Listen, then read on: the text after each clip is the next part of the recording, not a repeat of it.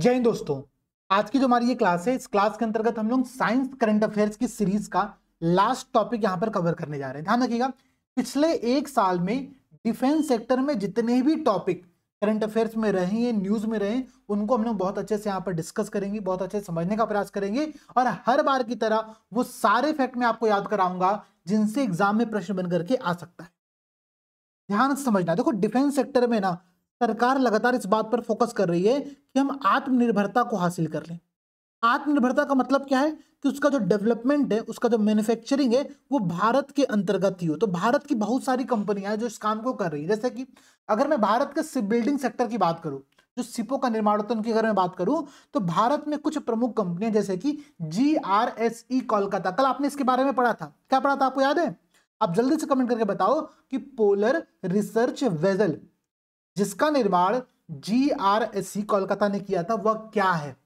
कल की क्लास में मैंने बहुत डिटेल में आपको डिस्कस किया था, ध्यान समझना। तो GRSE कोलकाता क्या है? Garden rich ship builders and engineers. ये एक मिनिस्ट्री ऑफ डिफेंस के अंतर्गत मिनी रत्ना कंपनी है जो कि शिप का निर्माण करती है। इसी के प्रकार से आपने मझगांव शिप यार्ड का नाम सुना होगा, आपने गोवा शिप यार्ड का नाम सुना होगा, आपने कोचीन शिप यार्ड का नाम सुना होगा, आपने L&T शिप यार्ड का नाम सुना होगा। एक प्राइवेट सेक्टर की कंपनी है, ठीक है। इन सभी कंपनियों के द्वारा भारत में इंडियन पॉइंट ऑफ व्यू से, ठीक है, भारत की जो आवश्यकताएं हैं उनके पॉइंट ऑफ व्यू से हम डिफेंस सेक्टर में जो भी मैन्युफैक्चरिंग है वो काम यहां पर कर रहे हैं। इसी को हम कहते हैं आत्मनिर्भरता। सरकार इस बात पर बहुत फोकस कर रही है। तो आज आप जितने टॉपिक पढ़ोगे उन टॉपिक में आपको मैक्सिमम जगह पर स्वदेशी टर्म देखने को मिलेगा, इंडिजीनियस टर्म देखने को मिलेगा। आपको उस टर्म को विशेष तौर पर याद करना है, क्योंकि प्रश्न ऐसे पूछा जाता है। ध्यान समझिएगा, प्रश्न पूछा जाएगा आपसे कि INS अड़ाला एक स्वदेशी युद्धपोत है अब या फिर इंडिजीनियस युद्धपोत है। आप कंफ्यूज हो जाओगे, सर ये स्वदेशी है कि नहीं स्वदेशी है। तो मैक्सिमम सरकार इस बात पर फोकस कर रही है कि जितने भी नए डेवलपमेंट्स हो रहे हैं इस सेक्टर में वो आत्मनिर्भरता के तौर पर भारत में ही किए जा रहे हैं। तो ध्यान समझते आइए, देखिए INS अड़ाला है क्या। तो एक कंपनी है जो कि मैंने अभी आपसे डिस्कस किया, garden rich ship builders and engineers, ठीक है, कोलकाता की एक कंपनी है। इस कंपनी और इसके साथ ही साथ एक प्राइवेट सेक्टर की कंपनी है, उसका नाम है L&T shipyard, Larsen and turbo shipyard, ठीक है।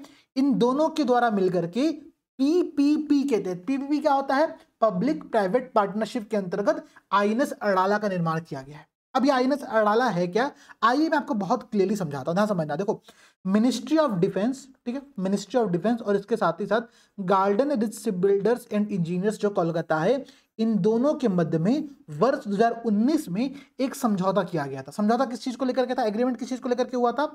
एग्रीमेंट हुआ था कि भाई हम लोग क्या करेंगे, anti submarine warfare shallow watercraft का निर्माण करेंगे। क्या है ये? तो लिखो, anti submarine warfare shallow watercraft, ASWC। कई बार एग्जाम में आपसे केवल ये लिख करके आ जाएगा, ठीक है। तो याद रखो। अब देखो भाई, सैलो वाटरक्राफ्ट मतलब उथले जल में कुछ ही काम कर रहा होगा, ठीक है। कितने anti submarine warfare shallow watercraft का निर्माण किया जा रहा है इस प्रोजेक्ट के अंतर्गत? तो 8, ठीक है, ध्यान समझिएगा। ये जो मिनिस्ट्री ऑफ डिफेंस, रक्षा मंत्रालय और ये जो कंपनी थी GRSE कोलकाता, इनके मध्य में जो समझौता किया गया उसके अंतर्गत total 8 anti submarine warfare shallow watercraft के निर्माण की बात यहां पर की गई। उसमें उस प्रोजेक्ट के अंतर्गत पहला जो INS है जिसका नाम क्या है, INS अड़ाला, ठीक है। अड़ाला नाम क्यों पड़ा, मैं आपको नाम का कभी कारण समझाता हूं, ध्यान समझना। नाम का कारण ये दोस्तों कि जो महान मराठा योद्धा छत्रपति शिवाजी महाराज, ठीक है, इनके द्वारा अड़ाला आइलैंड जो कि महाराष्ट्र के वसई से लगभग थोड़ी दूर पर स्थित है, ठीक है, इसके रणनीतिक समुद्री महत्व, स्ट्रेटेजिक जो मरीन इंपॉर्टेंस है, इस बात को दर्शाने के लिए इस INS का नाम हमने अड़ाला रखा है, ठीक है। तो प्रश्न पूछेगा INS अड़ाला नाम क्यों रखा गया, ऑप्शन देगा आपसे कि ये कर्ण का एक तीर था, ये भीम की गदा का नाम था, या फिर ऑप्शन देगा कि ये मराठा योद्धा छत्रपति शिवाजी का के द्वारा एक अड़ाला द्वीप का काम किया गया था, तो उसके इंपॉर्टेंस को दर्शाने के लिए इसका नाम रखा गया अड़ाला। देखो भाई, अभी लोग मराठा मराठा मराठा बोलने को लेकर के पूरे देश में विवाद मचा के रखे हुए हैं, ठीक है। और यहां पर क्या प्रयास किया जा रहा है कि हम इसके माध्यम से हम एकता का निर्माण करवाएं पूरी दुनिया में, पूरे देश में, ठीक है। ये बहुत इंपॉर्टेंट पॉइंट है, ठीक है। तो INS अड़ाला इस 8 जो ASW SWC का निर्माण किया जाएगा उसके अंतर्गत पहला है जिसको अभी भारतीय नौसेना को सौंपा गया है। कहां पर सौंपा गया है? तो चेन्नई में, ध्यान समझिएगा आप लोग, सॉरी विशाखापट्टनम में इसको भारतीय नौसेना को सौंपा गया है। ठीक है, अब याद करो, ये सारे पॉइंट याद करो। इसमें अब कुछ बातें मैं आपको और समझाता हूं। जैसे कि आपको मैंने समझाया कि यार ये अड़ाला जो है ये पहला है जिसको अभी भारतीय नौसेना को दिया गया है विशाखापट्टनम में। ठीक है, बाकी कौन से हैं? तो कई बार ये भी पूछ लेता, ध्यान समझिएगा। देखिए किसी भी शिप के निर्माण में ना कुछ प्रोसेस होता है। प्रोसेस क्या होता है? पहले तो उसका मैन्युफैक्चरिंग होगा, मैन्युफैक्चरिंग होने के पश्चात उसका समुद्र में परीक्षण किया जाएगा। उस परीक्षण को हम लोग जलावतरण कहते हैं। आपने कई बार ये टर्म सुना होगा कि इस INS का जलावतरण किया गया, तो मतलब अब उसको वाटर में उतारा गया है, अब उसका वहां पर थोड़ा बहुत एक्सपेरिमेंट होगा और उसके पश्चात ये नौसेना को सौंपा जाएगा। ठीक है, उसके पश्चात नौसेना को सौंपा जाएगा। जब नौसेना को सौंपा जाता है तो उसको कहते हैं कमीशन करना, और बाद में जब ये फिर वापस से काम योग्य नहीं रह जाता है तो डीकमीशन किया जाता है। ठीक है, तो ये एक शिप की पूरी लाइफ होती है। अभी INS अड़ाला को हमने नौसेना को सौंपा है, मतलब ये कमीशन कर लिया गया है। बाकी इसके अलावा जो और ASW SWC यहाँ पर है उनका जलावतरण अभी किया गया। ठीक है, उनका नाम समझना आप लोग। ठीक है, मैंने पहला बताया अड़ाला, और नाम आप सब यहाँ पर देख भी सकते हो, यहाँ पर लिखा भी होगा, मैं आपको दिखा देता हूँ। ठीक है, यहाँ पर लिखा भी होगा।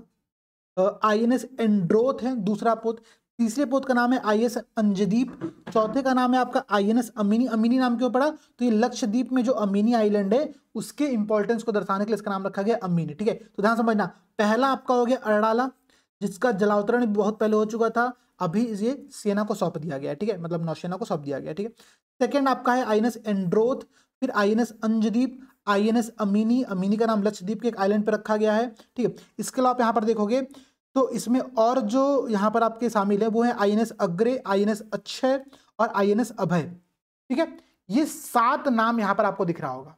मैं फिर समझाऊं, अड़ाला, एंड्रोथ, अंजदीप, अमीनी, अग्रय, अक्षय और अभय, ये 7 नाम हैं।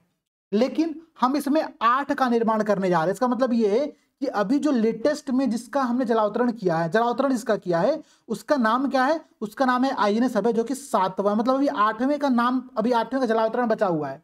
वाटर एक्सपेरिमेंट का जो प्रोसेस है अभी वो बचा हुआ है। ठीक है, तो ध्यान समझिएगा, ASW SWC anti submarine warfare shallow water craft, इसका निर्माण जो वो garden ship builders and engineers Kolkata और L&T शिपयार्ड, इन दोनों के द्वारा मिलकर के PPP के तहत किया जा रहा है। इसके अंतर्गत टोटल 8 ASW SWC बनाए जाएंगे, जिसमें से 7 का जलावतरण हो चुका है। जो लेटेस्ट जिसका जलावतरण किया गया उसका नाम है INS अभय।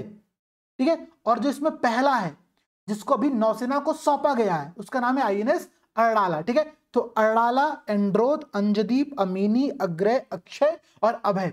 कई बार ये पूछता है कि निम्नलिखित में से कौन कौन इस प्रोजेक्ट का हिस्सा है, तो वो नाम आपको एक बार ध्यान में रखना पड़ेगा। ध्यान समझना, मैंने अभी जितने भी नाम लिए सारे सातों नाम आपके A से स्टार्ट हो रहे थे। ये भी एक कॉन्सेप्ट याद करने का, क्या अड़ाला A से स्टार्ट हो रहा है, फिर एंड्रोथ, अंजदीप, अमीनी, अग्रय, अक्षय, अभय। तो बहुत सिंपल टॉपिक है, बहुत टफ टॉपिक नहीं है, आप इसको बहुत इजीली यहाँ पर याद कर लोगे। ठीक है, अब इसका फंक्शन क्या है? आप सोचोगे सर इसका फंक्शन क्या, करेंगे क्या इसके माध्यम से हम लोग? तो वही जो हम लोग हमेशा करते हैं, क्या पानी के नीचे निगरानी करेंगे, सर्च एंड रेस्क्यू प्रोग्राम लेकर के हम आएंगे यहाँ पर, लो इंटेंसिटी के जो मरीन ऑपरेशन है उसको यहाँ पर किया जाएगा। तो इसका पूरा उद्देश्य यही सब है। ठीक है, अब इसके अंतर्गत जो ये विशेष पॉइंट्स लिखे गए ना, ये पढ़ने की रिक्वायरमेंट नहीं है आपको। ठीक है, जितने इंपॉर्टेंट के पॉइंट थे मैंने वो आपको समझा दिया, मैंने आपको याद करा दिया, इसके अलावा कुछ नहीं। बस ये ध्यान रखना, INS अड़ाला पहला है जिसको भी कमीशन किया गया है, और अड़ाला का नाम क्यों पड़ा, और जो 7 जो थे वो 7 कौन थे। ठीक है, निर्माण कौन कर रहा है ये ध्यान रखना, स्वदेशी है। स्वदेशी इसलिए है कि भाई ये जो दोनों संस्थाएं हैं, दोनों कंपनियां हैं, ये भारत की हैं। ठीक है, तो स्वदेशी रूप से डिजाइन और निर्मित किया गया है। ये बहुत इंपॉर्टेंट पॉइंट है, मैं बार बार कह रहा हूं, स्वदेशी रूप से डिजाइन और निर्मित किया गया। ये 8 पनडुब्बी रोधी युद्धक जो उथले जलपोत हैं उनकी बात यहां पर की जा रही है। क्लियर? आगे बढ़ा जाए। अब देखो, ठीक है, अच्छा मैं आपको वही कहता, मैं कुछ तो कंफ्यूज हुआ था। देखो चेन्नई में इसको नौसेना को सौंपा गया और विशाखापट्टनम में इसको नौसेना में कमीशन किया गया। ठीक है, मतलब चेन्नई में नौसेना को मिला है और विशाखापट्टनम में इसको कमीशन किया गया, शामिल किया गया काम में। तो ये थोड़ा सा एक डिफरेंस वाला पॉइंट है, कोशिश करिए याद करने की। जनरली पूछा नहीं जाता, लेकिन याद करने का एक बार प्रयास करो, क्योंकि पिछले बार का जो पेपर था उस पेपर को जब आपने देखा तो आपने वहां पर बहुत सारे ऐसे पॉइंट देखे जो कि अपने में बड़े अजीब से पॉइंट पूछे गए थे एग्जाम में। ठीक है, अब ध्यान दीजिएगा। जो अगला टॉपिक उसका नाम है रुद्रास्त्र। अभी रुद्रास्त्र क्या है आपको दिखाता हूँ, ये आप लोग देख रहे हो, ये एक यूएवी है। क्या है? अनमैन्ड आर्म्ड व्हीकल है। इसका नाम क्या है मैं आपको समझाता हूँ। इसको हम लोग कह रहे हैं हाइब्रिड। ठीक है, हाइब्रिड क्यों है मैं अभी समझाऊंगा। उसके अलावा समझो VTOL। अब ये VTOL क्या है? तो vertical take off and landing. ठीक है, ये यूएवी है, मतलब ये vertically take off and landing काम कर सकता है, ऊर्ध्वाधर रूप से ऊपर जा सकता है, नीचे जा सकता है। इसके लिए रनवे की रिक्वायरमेंट नहीं है। ये इसका इंपॉर्टेंस है कि इसके लिए रनवे की रिक्वायरमेंट नहीं है। ये जैसे समझो, मानो किसी हिली एरिया पर है, किसी पहाड़ी एरिया पर है, अब वहां पर रनवे है ही नहीं तो क्या करेगा, तो ये vertically take off and landing का काम कर सकता है। ये इसकी खासियत है। ठीक है, तो VTOL ये यूएवी है। इसका नाम क्या रखा गया है? रखा गया रुद्रास्त्र। ठीक है, रुद्रास्त्र। तो प्रश्न क्या पूछेगा? हाल ही में चर्चा में रहा रुद्रास्त्र क्या है? पहला विकल्प ये एक INS है। दूसरा विकल्प ये एक VTOL यूएवी है। ठीक है, थर्ड विकल्प आपको देगा कि ये एक बम है। ठीक है, चौथा विकल्प आपको देगा कि ये इनमें से कुछ नहीं है। तो भाई अब समझो क्या है, ये vertical take off and landing unmanned armed vehicle है। देखो अभी समझो आप लोग बात, तो बहुत जरूरी बात ये कि समझ ये इसका निर्माण क्यों किया जा रहा है। ऑपरेशन सिंदूर जो अभी रिसेंट में हुआ, वो पहली बार ऐसा कंडीशन हुआ कि भारत ने, ठीक है, नॉन कॉन्टेक्ट मिलिट्री ऑपरेशन इतने बड़े लेवल पर देखा। हम में से जो जो अभी युवा वर्ग है ना 90s की बात का, उसने पहली बार अपने होश में ऐसी कोई घटना देखी है। और वो भी घटना कैसी, जिसमें सीमा पर युद्ध नहीं हो रहे हैं, जिसमें वहां से कोई मिसाइल मारी जा रही है, यहां से कोई मिसाइल मारा जा रहा है, वहां से ड्रोन आ रहे हैं, यहां से ड्रोन को रोका जा रहा है, ये चीजें चल रही हैं। तो ऑपरेशन सिंदूर में हमने पहली बार नॉन कॉन्टैक्ट मिलिट्री ऑपरेशन को इतने बड़े तर्ज पर देखा। तो अब सरकार ये चाहती है, डिफेंस सेक्टर हमारा ये चाहता है कि हम ऐसे अपने यूएवी को विकसित करें जो कि ये सारा काम कर पाए। तो ध्यान समझिएगा आप लोग। अब देखो, एक संस्थान है उसका नाम है SDAL, solar defence and aerospace limited. इसका नाम आप लोग आज की क्लास में कई बार देखने वाले हो अभी। ठीक है, तो solar defence and aerospace limited SDAL के द्वारा किस फॉर्मेट में? स्वदेशी रूप से, मतलब ये संस्थान जो कि भारत की संस्थान है, तो इसके द्वारा स्वदेशी रूप से एक यूएवी का निर्माण किया गया है और उसका परीक्षण किया गया। परीक्षण कहां पर किया गया? तो राजस्थान के पोखरण फायरिंग रेंज में, जैसलमेर का जो पोखरण फायरिंग रेंज है, वहां पर हमने इसका सफलतापूर्वक परीक्षण किया। सफल परीक्षण किया, ध्यान रखिएगा, सफल परीक्षण किया है। रुद्रास्त्र है क्या? तो ये एक vertical take off and landing वाला यूएवी है, जो कि हाइब्रिड क्यों है? क्योंकि हेलीकॉप्टर और विमान दोनों की क्षमताएं रखता है। ठीक है, हेलीकॉप्टर और विमान दोनों की क्षमताएं रखता है। अब ये करेगा क्या? तो सबसे अच्छी बात ये कि यार इसका जो इसका इंगेजमेंट है ना, अपने जहां पर इसको मारना है, बहुत प्रिसीजन एग्रीमेंट है, सटीक लक्ष्य भेदन क्षमता इसकी है, रियल टाइम सर्विलांस देता है आपको, प्लस फिक्स्ड लिंक के माध्यम से, मतलब ऐसा नहीं कि लिंक बार बार कट रहा है, ब्रेक हो रहा, नहीं, एकदम अच्छे से रियल टाइम सर्विलांस दे रहा है। इसकी प्रिसीजन इंगेजमेंट है। ठीक है, और इसके साथ साथ अगर मैं आपको बताऊं यहाँ पर, तो भाई पहली बात तो रनवे की आवश्यकता ही समाप्त हो चुकी है। दूसरी बात, इसका जो टोटल वेट है, देखो ये है क्या, ये एक प्रकार का ड्रोन है, अनमैन्ड आर्म्ड व्हीकल है। ठीक है, 45 kg का ड्रोन है। ठीक है, इसमें हम 8 किलोग्राम का वारहेड लगा सकते हैं।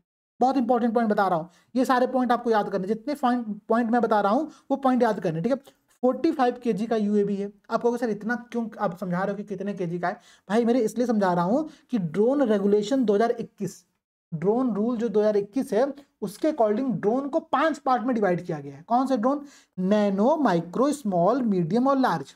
किसके अकॉर्डिंग? वेट के अकॉर्डिंग। ठीक है, उसके वेट के अकॉर्डिंग हमने उसको 5 पार्ट में डिवाइड किया हुआ है। ध्यान समझना, 250 ग्राम या उससे कम को हम लोग नैनो ड्रोन कह रहे हैं। ठीक है, माइक्रो क्या है? तो 250 ग्राम से 2 किलो के मध्य में, फिर 2 किलो से 25 किलो के मध्य में, और फिर 25 किलो से 150 किलो के मध्य में, और फिर 150 किलो से ऊपर का जो ड्रोन है उसको हम लोग लार्ज ड्रोन कह रहे हैं।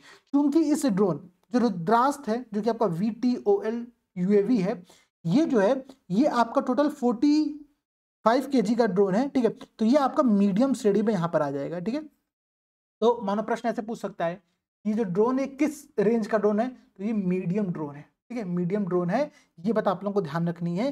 45 kg का ये टोटल ड्रोन है, 8 किलोग्राम का वारहेड इसमें हम लगा सकते हैं। 50 किलोमीटर का जो रेडियस है उस पूरे एरिया को कवर कर सकता है और वापस आकर के लौट सकता है। ये इसकी अच्छी बात है। ठीक है, ध्यान समझना, बहुत इंपॉर्टेंस ये सब चीजें रखेंगी भारत के डिफेंस सेक्टर में।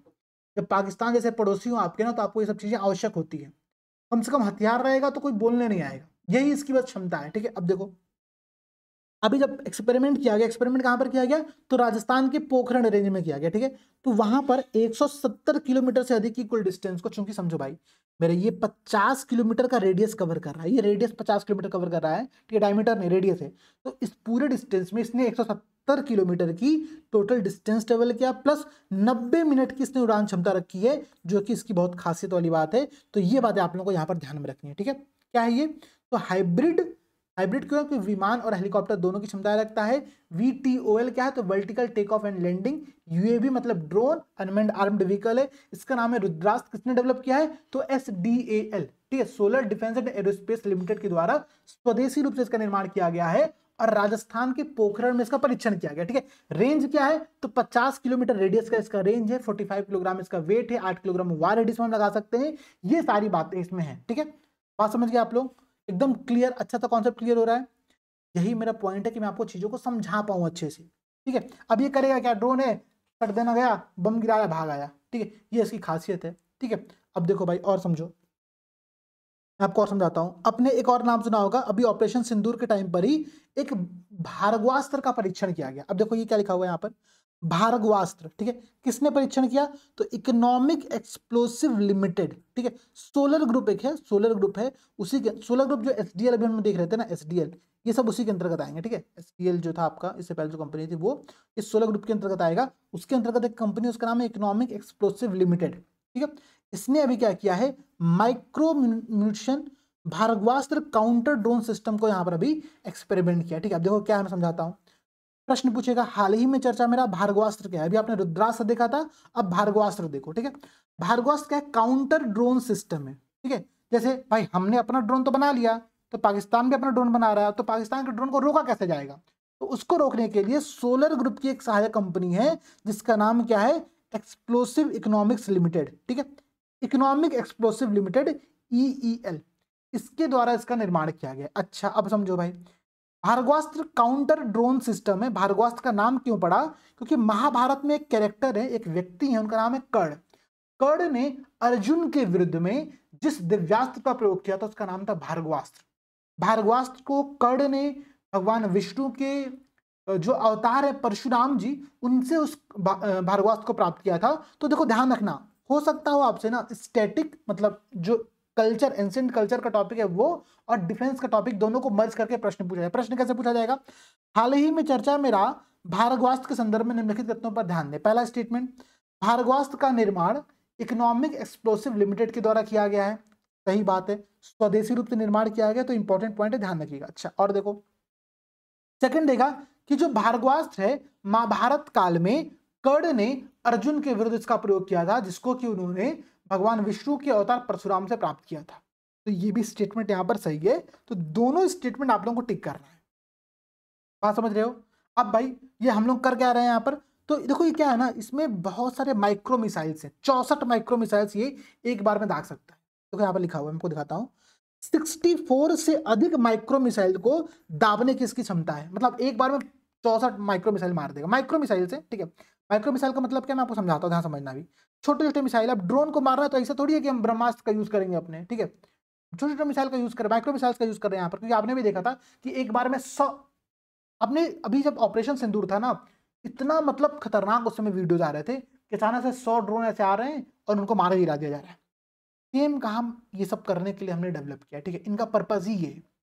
इसका परीक्षण कहां पर किया गया, तो उड़ीसा के गोपालपुर रेंज में इसका परीक्षण किया गया है। ध्यान रखिएगा, उड़ीसा के गोपालपुर रेंज में परीक्षण किया गया। रुद्रास्त्र का परीक्षण कहां पर किया गया था, तो राजस्थान के पोखरण रेंज में किया गया था। दोनों अलग अलग चीजें हैं, बात समझ रहे हो। वो एक यूएवी था, ये आपका यूएवी को मारने वाला है, ठीक है, बात समझो। अच्छा, सोलर ग्रुप की EL कंपनी के द्वारा इसका निर्माण किया गया। ये कंपनी भी आप लोग आगे पढ़ोगे कई बार, ठीक है, इस कंपनी के बारे में भी आप लोग अभी आगे पढ़ोगे। 1 मिनट का मैं समय लूंगा बस, कुछ तो क्या यहाँ पे हुआ है, ठीक है, 1 मिनट, ठीक है, इस कंपनी के बारे में भी आप लोग आगे पढ़ोगे, ठीक है।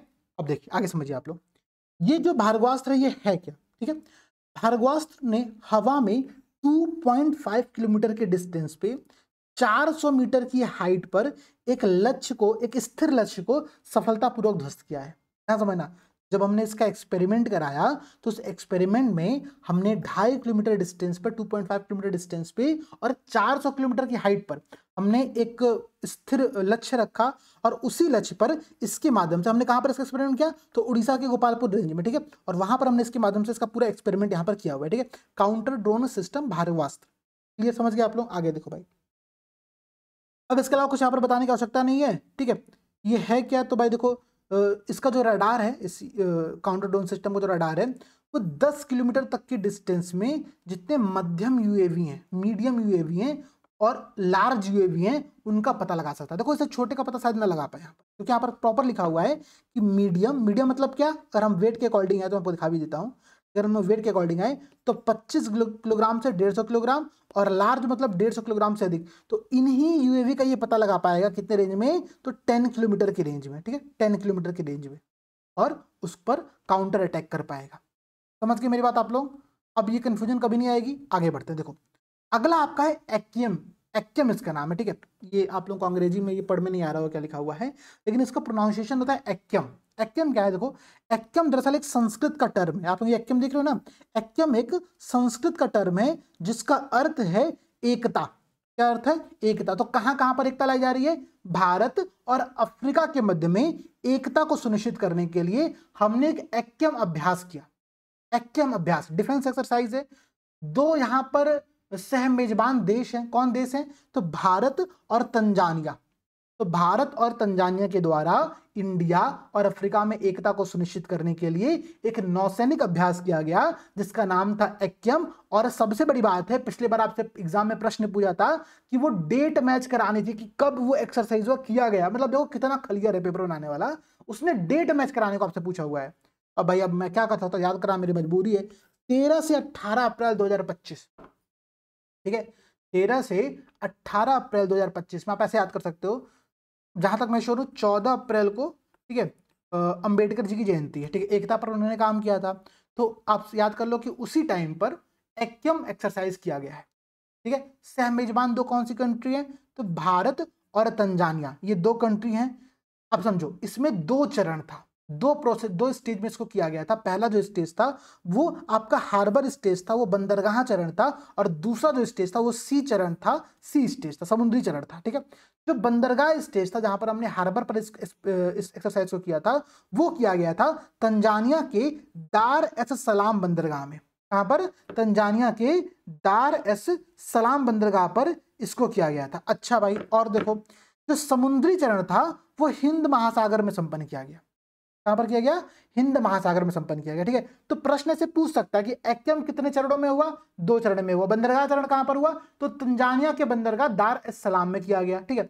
इसके दो सह मेजबान कंट्री कौन से थे, तो भारत और तंजानिया थे। अब प्रश्न पूछेगा इसमें कितने देशों ने पार्टिसिपेट किया, तो भाई देखो को होस्ट दो थे, ठीक है। मतलब भाई समझो मैं कोई पार्टी ऑर्गेनाइज कर रहा हूँ, कोई घर पे ऐसे होम पार्टी रख रहा हूँ, तो उसमें मैं और मेरी पार्टनर जो भी होगी, हम लोग क्या है, को होस्ट हो गए मानो, ठीक है। तो भारत और तंजानिया यहाँ पर को होस्ट है, बट उसमें और भी तो गेस्ट आ रहे हैं। तो 10 देशों ने इसमें पार्टिसिपेट किया। कौन 10 देश थे, ठीक है, भारत तंजानिया के अतिरिक्त अगर आप ध्यान दोगे यहाँ पर, तो Comoros, Djibouti, Kenya, Madagascar, Mauritius, Mozambique, Seychelles और साउथ अफ्रीका। सबसे बड़ी बात यह है, ध्यान समझिएगा, सबसे बड़ी बात यह है कि एक्यम का ये पहला संयुक्त नौसैनिक अभ्यास है। मतलब एक्यम इससे पहले कभी नहीं किया गया, ठीक है। एक्यम को पहली बार किया गया है। एक्यम का फुल फॉर्म क्या बन रहा है, तो अफ्रीका इंडिया की मैरीटाइम इंगेजमेंट। याद रहेगा ना, देखो मैंने याद करा दिया। मुझे लगता है अगर आप ये पढ़ते आपको याद कभी नहीं होता, आप ये पढ़ ही नहीं पाते क्या लिखा हुआ है, कंफ्यूज रहता उसी को पढ़ने में। एक्यम नाम है इसका, ठीक है, एक्यम नाम है, ठीक है। बातें क्लियर हो गया। 13 से 18 अप्रैल वही अंबेडकर जी की जयंती के आसपास ये एकता स्थापित करने का प्रयास किया गया। 10 देशों ने पार्टिसिपेट किया, दो को होस्ट थे यहाँ पर, दो चरण में हुआ था, पहली बार किया गया था। सब बातें क्लियर हो गई, ठीक है। अब चलो हम लोग शिफ्ट करते हैं अपने, अच्छा यहाँ पर एक दो पॉइंट और दिया गया, कह रहा है ये कि भारत का इसमें आईएनएस केसरी शामिल थे, ठीक है। भारत का आईएनएस चेन्नई गया था, कई सारे लैंडिंग शिप टैंक यहाँ पर गए हुए थे, बार्ज, ठीक है। जरूरत नहीं है, बस हो गया, इतने पॉइंट आपने पढ़ लिया ना, बहुत है। अब देखो यहाँ पर एक पॉइंट और समझ लो बस, ये इंपॉर्टेंट पॉइंट, और ये प्रश्न आपसे एग्जाम में ऐसे पूछ सकता है। कैसे पूछेगा, प्रश्न ये पूछेगा कि ना समझना प्रश्न, देखो भारत ना लगातार इस बात पर प्रयास कर रहा है कि हम जो हमारी इंडियन नेवी है वो पूरे इंडियन ओशियन रीजन में, जो हिंद महासागर का पूरा क्षेत्र, उस क्षेत्र में एक प्रिफर्ड सिक्योरिटी पार्टनर के तौर पर स्टेब्लिश हो। ठीक है, इसके साथ ही हम फर्स्ट रिस्पॉन्डर है। हिंद महासागर में कोई घटना घटती है, पहले रिस्पॉन्डर, पहली प्रतिक्रिया हमारे तरफ से है। जैसे कि अभी मैंने देखा 3-4 दिन पहले की घटना है, अमेरिका को कोई जहाज था, ठीक है, टूरिस्ट जहाज था, शायद वो कुछ उसमें दिक्कत आ गई, कुछ खराबी आ गया, तो इंडियन नेवी तुरंत वहां पर पहुंची, उसने एक्शन लिया, उनको जो भी सुरक्षित करना था सुरक्षित किया। तो हम ये चाहते हैं कि हम इंडियन ओशियन रीजन में एक फर्स्ट रिस्पॉन्डर के तौर पर रहें, हम प्रिफर्ड सिक्योरिटी पार्टनर के तौर पर रहें। इसीलिए हमने एक सागर नाम का इनिशिएटिव आज से 10 साल पहले स्टार्ट किया था। देखो बहुत इंपॉर्टेंट है, प्रश्न पूछेगा सागर पॉलिसी भारत सरकार की कब आई थी, तो कब आई थी, 2015 में आई। तो उसके 10 साल पूरे हो रहे हैं इस बार 2025 में, उसके 10 साल पूरे। सागर है क्या, तो सिक्योरिटी मतलब सुरक्षा और विकास for all in the region. ठीक है, इस पूरे क्षेत्र में सभी की सुरक्षा और सभी का विकास, ये हमारी पॉलिसी है। और इस पॉलिसी के तहत आपको ये बात ध्यान रखनी है कि इसके 10 साल यहां पर पूरे हो रहे हैं। याद रहेगा, मैंने बहुत अच्छे से चीजों को कनेक्ट किया है, अब समझो यहां पर आप लोग आगे। अच्छा देखो, एक बात और समझना, क्लास के साथ साथ में बहुत क्लियरली करो, जितने भी लोग क्लास कर रहे हो सब लोग, जो हमारा एमसीक्यू सीरीज है 500 क्वेश्चंस का, जरूर करो यार, बहुत सस्ता है, मतलब पैसे की तो बात ही नहीं है। ठीक है, आपको लगता है पैसे सर बहुत महंगा है, तो एक काम करना, मुझे मैसेज करना, मैं आपको दे दूंगा। ठीक है, लेकिन ध्यान समझिए, बहुत सस्ती सीरीज है। ठीक है, बहुत मतलब एफोर्डेबल है कि आप इसको आराम से ले सकते हो।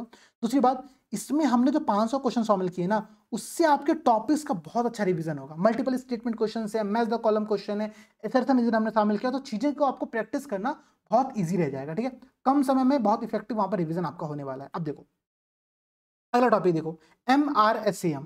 अब ये है क्या भाई, देखो MRSAM जब ऐसे आप टर्म सुनोगे ना, ऐसे टर्म पढ़ोगे, तो ध्यान रखना वो कोई मिसाइल उसाइल ही होगी यार। ठीक है, MRSAM का मतलब मैं समझा देता हूँ। इसका मतलब ये है कि मीडियम रेंज, पहली बात तो क्या है, मीडियम रेंज। दूसरा क्या कह रहा है, सरफेस टू एयर, और जो आपका आगे लिखा वो लिखा है मिसाइल। तो अभी क्या हुआ, मीडियम रेंज मतलब मध्यम दूरी का, सरफेस टू एयर मतलब सतह से हवा में मार करने वाला जो मिसाइल है, उसका हमने क्या किया है, एक परीक्षण किया है। यह है क्या, चूंकि ये सरफेस टू एयर, देखो चीजों को कनेक्ट करना सीखो, क्योंकि ये सरफेस टू एयर है, हवा में मार रहा है, तो हवा में किसको मारेगा, कोई एयरक्राफ्ट होगा, तो ये एक एंटी एयरक्राफ्ट मिसाइल है। डिफेंस सिस्टम है हमारा, क्या है, एंटी एयरक्राफ्ट डिफेंस सिस्टम है। किसने इसका विकास किया है, तो एक डीआरडीओ संगठन है, आप सब उसके बारे में जानते हो, डीआरडीओ, और इसके साथ ही साथ इजराइल, ध्यान समझना यहाँ पर इजराइल की भूमिका आ रही है, इजराइल एरोस्पेस इंडस्ट्री। ठीक है, इन दोनों ने मिलकर के इसका विकास किया है। ठीक है, प्रश्न देखो फिर से क्या पूछेगा, प्रश्न पूछेगा MRSAM है क्या, तो ये क्या है, एक एंटी एयरक्राफ्ट मिसाइल है, पहली बात। दूसरी बात, मीडियम रेंज की है। तीसरी बात, सरफेस टू एयर है। चौथी बात, डीआरडीओ और इजराइल एरोस्पेस इंडस्ट्री ने इसका निर्माण किया है। अब ये है क्या, देखो मीडियम रेंज का अगर मैं आपको मतलब समझाऊं, तो मीडियम रेंज यहां पर जो मतलब है, कह रहा है कि लगभग 70 किलोमीटर रेंज के साथ, देखो आप सबने ऑपरेशन सिंदूर के टाइम पर सबने, मतलब सबने, हर भारतीय ने S-400 पर जो प्राउड फील किया, मतलब उसकी तो कोई मतलब बात ही नहीं कर सकता। ठीक है, S-400 हम लोगों ने देखा वीडियो में किस प्रकार से हमारी सुरक्षा कर रहा है, किस प्रकार से वो आने वाले सभी ड्रोन को काउंटर मार रहा है। S-400 तो वहां पर नहीं किया गया, ठीक है, मतलब वो तो बहुत एक्सपेंसिव ये हमारा सिस्टम, बट उसने बहुत सारी चीजें यहाँ पर सुरक्षित की हमारे लिए। ठीक है, डिफेंस की चीजें तो बहुत सारी चीजें पब्लिक डोमेन में है भी नहीं इन्फॉर्मेशन। एक जो कयास लगाया जा रहा था वो लगा रहा था कि S-400 का प्रयोग हमने भारत में डिफेंस के पर्पज से किया।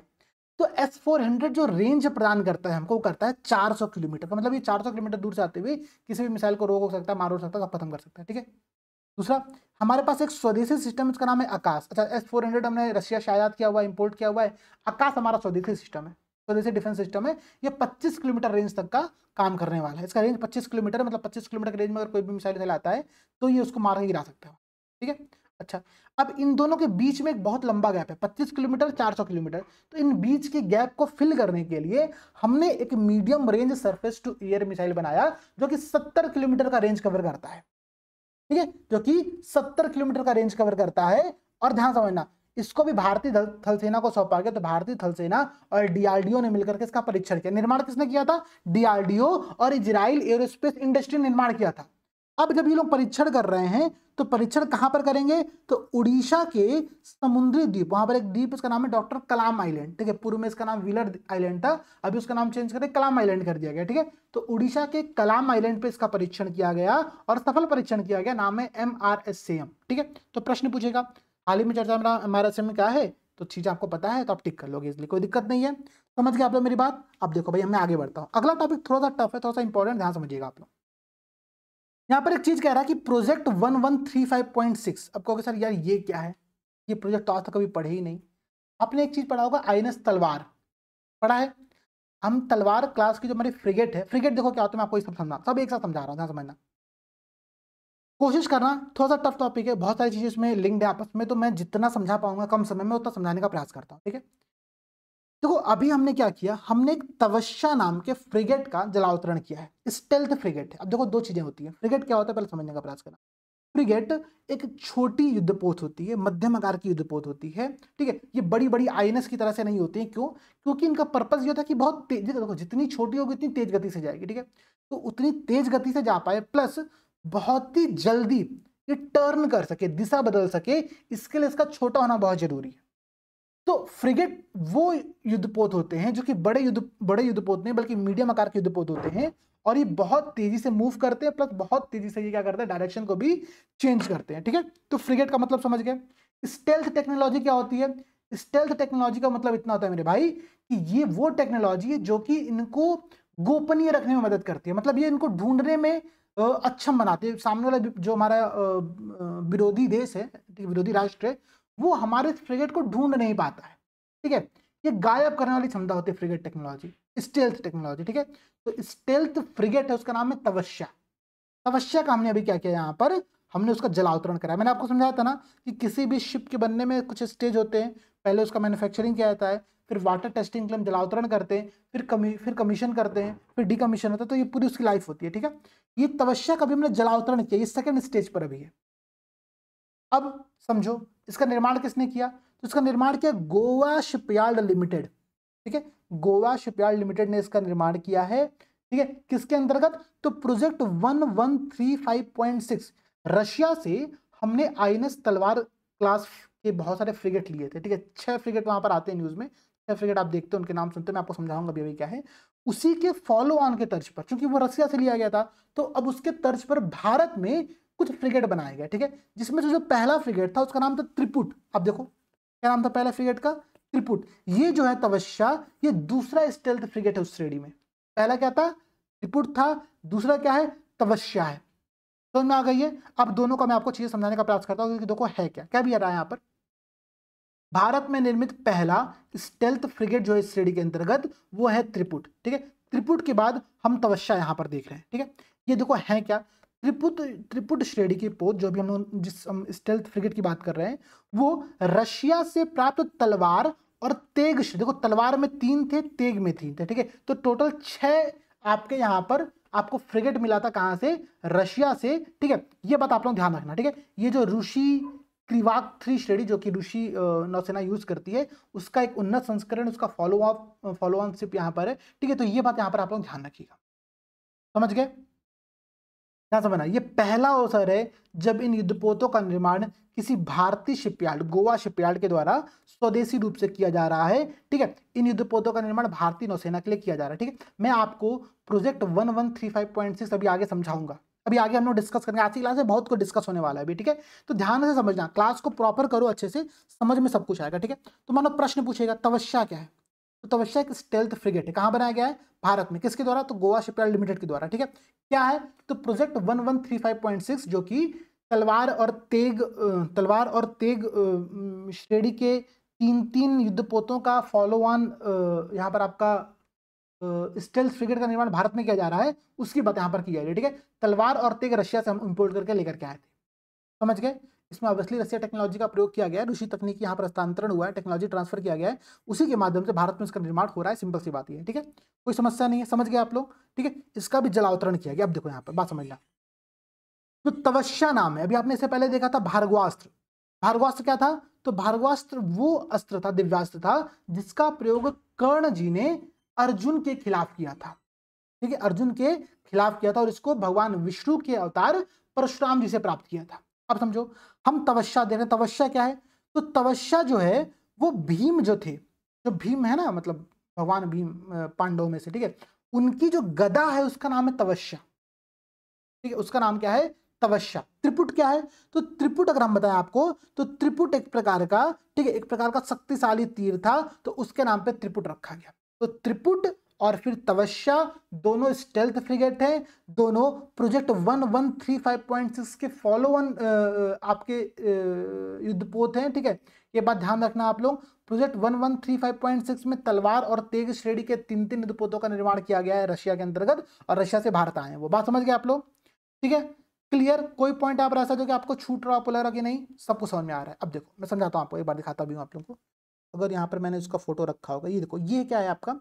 ये तवस्या है, ठीक है, तवस्या। देखो यहाँ पर अगर आप फोटो भी देख रहे हो तो आपको दिख रहा होगा क्या, कि गोवा शिपयार्ड लिमिटेड के द्वारा, ठीक है, गोवा शिपयार्ड लिमिटेड के द्वारा इसका निर्माण किया गया। समझ गए? बात समझ में आ रही है आप लोगों को? देखो मैं बहुत इंपॉर्टेंट चीजों को बहुत सिंपल वे में एक्सप्लेन करने का प्रयास कर रहा हूँ, ठीक है। यहाँ पर लिखा भी है क्या? Second frigate. फ्रिगेट क्या है? छोटे जो युद्धपोत होते हैं उनकी बात की जा रही है, ठीक है। स्टेल्थ है, मतलब इनकी जो गोपनीय रहने की क्षमता वो ज्यादा है, ठीक है। तो सेकेंड स्टेल्थ फ्रिगेट है इस श्रेणी का। प्रोजेक्ट कौन सा? तो 1135.6, वही रशिया वाला तलवार और तेग का ही फॉलो ऑन यहाँ पर आपको उनका निर्माण, फ्रिगेट का निर्माण किया जा रहा है, ठीक है। अब देखो भाई, देखो टफ टॉपिक को समझाना सबसे बड़ा चैलेंज अपने में, ठीक है, अपने में सबसे बड़ा चैलेंज है, ठीक है। अपने में ये चीज़ें टफ हो जाती हैं। अब देखो मैं समझाता हूँ आप लोग कुछ और, ठीक है। कुछ कुछ तो फोटो में रखा हूँ, भुला गया मैंने किसका फोटो ही रखा था, ठीक है, बट ठीक है, मैं आपको दिखाता हूँ और ध्यान समझिएगा। तो देखो कह रहा है यहाँ पर कि प्रोजेक्ट 1135.6 में अनुवर्तित श्रृंखला के पहले 2 युद्धपोत सुशील श्रेणी रूस के यांतर शिपयार्ड कालिनग्राद में बने हुए हैं, ठीक है। इनमें से जो पहला युद्धपोत था उसका नाम था तुशील, फिर दूसरा था उसका नाम था तमाल, ठीक है। और तमाल क्या था? तमाल देवराज इंद्र के द्वारा प्रयुक्त पौराणिक युद्ध हथियार था, ठीक है, जो तलवार का एक प्रतीक था, ठीक है। तो तमाल क्या था वो आप लोग समझ गए यहाँ पर। सुशील इसी इसी प्रोजेक्ट 1135.6 का एक पार्ट है, ये भी समझ गए आप लोग। कोई कंफ्यूजन नहीं होनी चाहिए, ठीक है। अगर होगी भी तो अभी के लिए चीज़ें पढ़ करके आगे बढ़ो। क्यों जरूरी ये है कि आप पहले बार चीज़ों को कंप्लीट करो। देखो जब हम चीज़ों को पढ़ते हैं ना, तो चीज़ें अपने आप दिमाग में बैठना स्टार्ट करती हैं। हमको लगता है कि अच्छा ठीक है भाई, ये चीज़ ऐसे है, इसको आगे ऐसे लिंक किया जाएगा, ठीक है। क्योंकि अभी चीज़ें आपस में बहुत लिंक, अभी इसी प्रोजेक्ट को हम आगे पढ़ने वाले, तो आपको वहाँ पर भी मैं ये तुशील समझाऊंगा, तुशील क्या होता है, ठीक है। अभी के लिए परेशान मत हो। अब देखो INS वर्षा, ये वर्षा मैं आपको दिखा देता हूँ क्या है। ये है आपकी INS वर्षा। तो देखो भारत में, भारत का जो ईस्टर्न कोस्टल लाइन है, ठीक है, जो पूर्वी तट रेखा है आंध्र प्रदेश वाला क्षेत्र, वहां पर एक निर्माणाधीन, मतलब वहां पर अभी काम चल रहा है, उसका निर्माण किया जा रहा है। क्या है? तो एक अति गोपनीय, अब समझो भाई, है गोपनीय, ठीक है, और अति गोपनीय, थोड़ा मोड़ा नहीं, अति गोपनीय, लेकिन कहां पर है पता है? आंध्र प्रदेश के पूर्वी तट रेखा पर एक अति गोपनीय नेवल बेस है, नौसैनिक अड्डा है, जिसका उद्देश्य यह है कि भारतीय नौसेना की परमाणु संचालित पनडुब्बी बेड़े जो हैं, ठीक है, उनको आश्रय स्थल प्रदान किया जाए, ठीक है। जो हमारे न्यूक्लियर बेस्ड पनडुब्बी हैं उनको यहाँ पर आश्रय देने के लिए कहाँ पर? पूर्वी तट पर आंध्र प्रदेश में हम INS वर्षा का निर्माण कर रहे हैं, जो कि हमारा नेवल बेस होगा। ये बात ध्यान रखना आप लोग, ठीक है। अच्छा भाई, अब मैं आपको समझाता हूँ। देखो INS वर्षा के बारे में कुछ पॉइंट कह रहा है यहाँ पर। जो INS वर्षा मेरे भाई, ठीक है, उसका उद्देश्य भारतीय नौसेना की परमाणु संचालित पनडुब्बी बेड़े, ठीक है, इनको आश्रय स्थल प्रदान करना है, ठीक है। इसका निर्माण कहाँ किया जा रहा है? तो आंध्र प्रदेश में विशाखापट्टनम से लगभग 50 किलोमीटर दक्षिण रामबिल्ली नामक तटीय गांव के निकट हो रहा है। अब सब कुछ पता है, तो अति गोपनीय क्या है पता नहीं, बट देखो रामबिल्ली नामक कोस्टल गांव में इसका निर्माण किया जा रहा है। और ध्यान समझना आप लोग, कह रहा है यह स्थान ईस्टर्न नेवल कमांड के मुख्यालय जो विशाखापट्टनम है उसके करीब है, और यहाँ पर 2 नदियों का संगम है। उन नदियों का नाम है सरडा और वराहा। अब देखो मैपिंग में हो सकता है प्रश्न आपसे ये पूछ दे, हाल ही में चर्चा में रही 2 नदियां सरडा और वराहा कहाँ पर स्थित है, ठीक है। तो आंध्र प्रदेश के जो आपका विशाखापट्टनम वाला रेंज है, वहां पर रामबिल्ली गांव के निकट इनका संगम होता है, और वहीं पर INS वर्षा जो कि हमारा नेवल बेस होगा, नेवल एक एरिया होगा, ठीक है, जहां पर हम परमाणु पनडुब्बियों को आश्रय स्थल प्रदान करेंगे, उनका निर्माण किया जा रहा है। 2026 तक ये पूरा हो जाएगा, कमीशन कर लिया जाएगा इसको। तो ये बात यहाँ पर लिखी हुई है, ठीक है। ये जो नौसैनिक अड्डा, ये कब कितने फैला हुआ है आपका? ये लगभग 20 वर्ग किलोमीटर क्षेत्र में फैला हुआ है। ये बात यहाँ पर आपको बताई गई है। समझ गए? कोई समस्या, कोई कंफ्यूजन नहीं? देखो अगला कह रहा है उत्कर्ष के बारे में। मैं आपको उत्कर्ष दिखा देता हूं पहले। ये आपका है उत्कर्ष, ठीक है। यहाँ पर देखो बहुत क्लियर लिखा हुआ है क्या, लार्सन एंड टर्बो, मतलब एलएनटी की बात हो रही है। उत्कर्ष आपका ये है। अब उत्कर्ष है क्या, आइए मैं आपको समझा। देखो मिनिस्ट्री ऑफ डिफेंस, ठीक है, जो हमारा रक्षा मंत्रालय है वो, और जो एलएनटी जो लार्सन एंड टर्बो कंपनी है वो, इन दोनों के मध्य में, ठीक है, इन दोनों के मध्य में बहुउद्देशीय पोत, ध्यान समझना, दो बहुउद्देशीय पोत के निर्माण के लिए एक एग्रीमेंट साइन किया गया था। अब समझना इनका जो पूरा डिजाइन है, आपको समझाता हूँ। देखो दो चीजें हो रही हैं। जो निर्माण है वो एलएनटी के द्वारा किया जा रहा है, लेकिन जो इसका डिजाइन है, ठीक है, डिजाइन एलएनटी के वारशिप डिजाइन सेंटर चेन्नई के द्वारा किया। एलएनटी के एक सेंटर है, ठीक है, वारशिप डिजाइन सेंटर इसके द्वारा किया गया है, और इसका निर्माण एलएनटी के द्वारा किया जा रहा है। ठीक है, बात समझ गए आप लोग, मत याद करो इतनी पॉइंट। बस आप ये याद करो कि जो बहुउद्देशीय पोत है, जो मल्टीपर्पज पोत है, उसका नाम है उत्कर्ष। ठीक है, इसका निर्माण एलएनटी के द्वारा किया जा रहा है। इतनी बातें बस आपको ध्यान रखनी है। ठीक है, दो इस प्रकार की पोतों का निर्माण करने का यहाँ पर टारगेट रखा गया है। ठीक है, जो पहला पोत था उसका नाम है समर्थक, और जो दूसरा पोत है उसका नाम आप लोगों का क्या है, उत्कर्ष। ठीक है, तो समर्थक और उत्कर्ष, इन दोनों का निर्माण एलएनटी के द्वारा किया जा रहा है, और दोनों रिसेंट में न्यूज में रहे। ठीक है, ध्यान समझना, जो उत्कर्ष है वो जनवरी 2025 में न्यूज में रहा, जो समर्थक है वो अक्टूबर 2024 में न्यूज में रहा है। ठीक है, तो दोनों से प्रश्न बनकर के एग्जाम में आ सकता है। समझ रहे हो ना मेरी बात? ठीक है, बहुत इंपॉर्टेंट पॉइंट समझा रहा हूं, इन पॉइंट को याद करने पर फोकस करो। ठीक है, अब देखो भाई, इतनी बातें हो गई, इसमें और कुछ पॉइंट पढ़ना भी नहीं, तो इस पॉइंट को हम लोग इग्नोर करें। ठीक है, ये देखना स्वदेशी डिजाइन का उपयोग किया गया। भाई एलएनटी बना रही है तो एलएनटी भारत में बना रही है, बस वो पब्लिक सेक्टर की कंपनी नहीं, लेकिन है तो भारत का ना, स्वदेशी डिजाइन है हुआ पूरा पर। ठीक है, अब देखो अगला, अब ये क्या है, मिसाइल। मैंने आपको इससे पहले समझाया था क्या, medium range surface to air missile. मैं आपको समझाया था इससे पहले, याद है, MRSAM, जो कि 70 किलोमीटर का जो आपका आकाश था और जो आपका S-400 था, उसके मध्य के गैप को फिलफिल कर रहा था, याद है। समझो नाम उसी प्रकार से देखो यहाँ पर भी आ रहा है, तो ये भी मतलब कोई मिसाइल है। क्या नाम है इसका, इसका नाम समझने का प्रयास करना आप लोग। ये एक मिसाइल, इसका नाम है नेवल एंटी शिप मिसाइल। ठीक है, anti ship missile salt range. ठीक है, SR मतलब सॉल्ट रेंज है। अब समझो क्या है, मैं समझाता हूँ, बहुत डिटेल समझाता हूँ, समझिएगा आप लोग। Naval anti ship missile salt range, इसका सफल परीक्षण किया गया।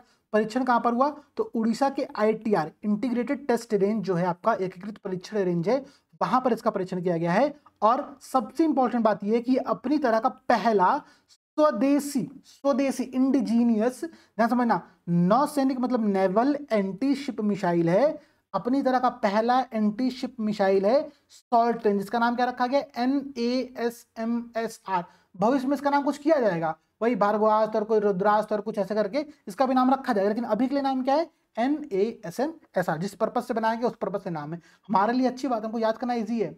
हम इसका फुल फॉर्म देख के बना दे रहे हैं क्या, AS आ रहा तो एंटी शिप है, SR आ रहा तो सॉल्ट रेंज है। ठीक है, तो naval anti ship missile salt range, ये चीज यहाँ पर कही जा रही है। समझ गए। इसका परीक्षण कहां पर किया गया, उड़ीसा के चांदीपुर के ITR क्षेत्र में किया गया, इंटीग्रेटेड टेस्ट रेंज में किया गया। कैसे किया गया भाई, समझो ना, ये एंटी शिप मिसाइल है, हवा से मारा जा रहा है। हवा में कहां से, तो भारतीय नौसेना का एक जहाज, उसका नाम है सी किंग, समुद्र का बादशाह। ठीक है, जहाज का नाम है MK-42B। तो इस जहाज से मैं आपको दिखा देता हूं, कहां गया मेरे भाई, ये तो था फोटो। ये रहा, ये आपका क्या है, naval anti ship missile salt range. आप लोग ये देख रहे हो, ये जहाज का क्या नाम है, तो ये भारतीय नौसेना का सी किंग जहाज है, समुद्र बादशाह नाम है, इसका नाम है MK-42B। ठीक है, MK-42B। प्रश्न पूछता कि किस जहाज से परीक्षण किया गया है। इस मैं खलियर थोड़ी बैठा कि मैं आपको याद करा रहा हूँ इतनी चीजें, इतने पॉइंट्स। आपको सर इतना पॉइंट याद करा दो, कुछ कैसे याद होगा, पढ़ो पहले एक बार। MK-42B सी किंग ये जहाज है। इस जहाज में आप लोग एक छोटा सा देख रहे हो, ये क्या है, देखो ध्यान से मैं इसको थोड़ा जूम करता हूँ, और अभी अरे हो जा मेरे भाई, अरे रहता है लास्ट टाइम पे, देखो आप लोगों को दिख नहीं रहा है, बट अगर हाँ ये देखो दिख रहा होगा, NASMSR यहाँ पर लिखा हुआ दिख रहा है आप लोगों को। ठीक है, ये क्या है, ये आपका navy anti ship missile salt range है, और इसको हमने भारतीय नौसेना के सीकिंग जहाज MK-42B से लॉन्च किया है। अपनी तरह का पहला स्वदेशी है, ये इंडिजिनियस है। कहाँ परीक्षण किया गया, तो उड़ीसापुर के चांदीपुर के ITR क्षेत्र में परीक्षण किया गया। इतनी बातें समझ में आ गई। अब समझते हैं कुछ बातें। तो पहली बात तो ये समझेंगे भाई, इसका निर्माण किसने किया। ठीक है, तो निर्माण किसने किया होगा ये देख लेते हैं। यहाँ पर आप देखो तो एक चीज लिखा हुआ है क्या, DRDO RCI दिख रहा है नीचे, यहाँ पर आप लोगों को, यहाँ पर दिखाता हूँ मैं आप लोगों को, यहाँ पर लिखा हुआ है DRDO RCI, अगर ध्यान से आप देखोगे तो आपको दिखेगा ये DRDO RCI ये है क्या, तो ये आपका है रिसर्च सेंटर इमारत, DRDO का ये एक शाखा है, कहाँ पर है, हैदराबाद में, ठीक है। तो हैदराबाद में DRDO की शाखा रिसर्च सेंटर इमारत, इसके तहत इसका निर्माण किया गया है, ठीक है। इसमें और भी एजेंसियां यहाँ पर शामिल थे, अगर आप उन एजेंसियों का नाम देखोगे तो मैं आपको उनका भी नाम यहाँ पर एक बार दिखा दे रहा हूँ, यहाँ समझिएगा। उनका नाम यहाँ पर लिखा हुआ है, क्या कह रहा है कि रिसर्च सेंटर इमारत हैदराबाद, ठीक है, defence and R&D lab Pune, ठीक है, इसके अलावा उच्च ऊर्जा सामग्री अनुसंधान लैब ये चंडीगढ़ का ये लैब, मत याद करो, बात याद क्या करना है, याद ये करो कि रिसर्च सेंटर इमारत इसमें प्रमुख है हैदराबाद का, इसके अलावा अन्य भी संगठन शामिल है जिन्होंने इसको मिलकर के तैयार किया, ठीक है। और कौन तैयार किया है, मेनली अगर आपको हो सकता है तो केवल DRDO का ही ऑप्शन दे दे, तो ध्यान समझना, हमको क्या याद करना है, DRDO और उसके अंतर्गत रिसर्च सेंटर इमारत RCI हैदराबाद, इनके द्वारा इसका निर्माण किया गया है क्या ये, अब आइए उस पर फोकस करते हैं, ठीक है। देखो हम है क्या तो समझ गए कि एंटी शिप मिसाइल है, शॉर्ट रेंज की है, जहाज से मारी जा रही है, ठीक है, सिंपल सी बात है, ठीक है। अब देखो इसकी जो मारक क्षमता, जो मारक रेंज है, इसका जो टोटल रेंज है वो है 55 किलोमीटर का, 55 किलोमीटर का रेंज है, सब सोनिक स्पीड की है। देखो सब सोनिक स्पीड क्या होता है ना, मैं आपको समझाता हूँ। जो हमारा क्रूज मिसाइल होते हैं या फिर जो हमारे अदर मिसाइल्स भी होते हैं, उनको हम लोग उनकी स्पीड के आधार पर 3 पार्ट में डिवाइड करते हैं। 3 पार्ट कौन से होते हैं, सबसोनिक, सबसोनिक, सुपरसोनिक और हाइपरसोनिक, ठीक है, मैं यहाँ पर लिख भी दे रहा हूँ, सबसोनिक, सुपरसोनिक और हाइपरसोनिक। ये साउंड की स्पीड के कंपैरिजन में हम उसकी स्पीड के अकॉर्डिंग मिसाइल को डिवाइड करते हैं, ठीक है। इसकी जो मारक, इसकी जो स्पीड है वो है 0.8, मतलब सबसोनिक है ये, ठीक है, 0.8 मैक है। मैक साउंड की स्पीड के रिलेटिव में हम जब मेजर करते हैं तो उसको मैक के तौर पे मेजर किया जाता है, ध्यान रखिएगा आप लोग, ठीक है, ठीक है।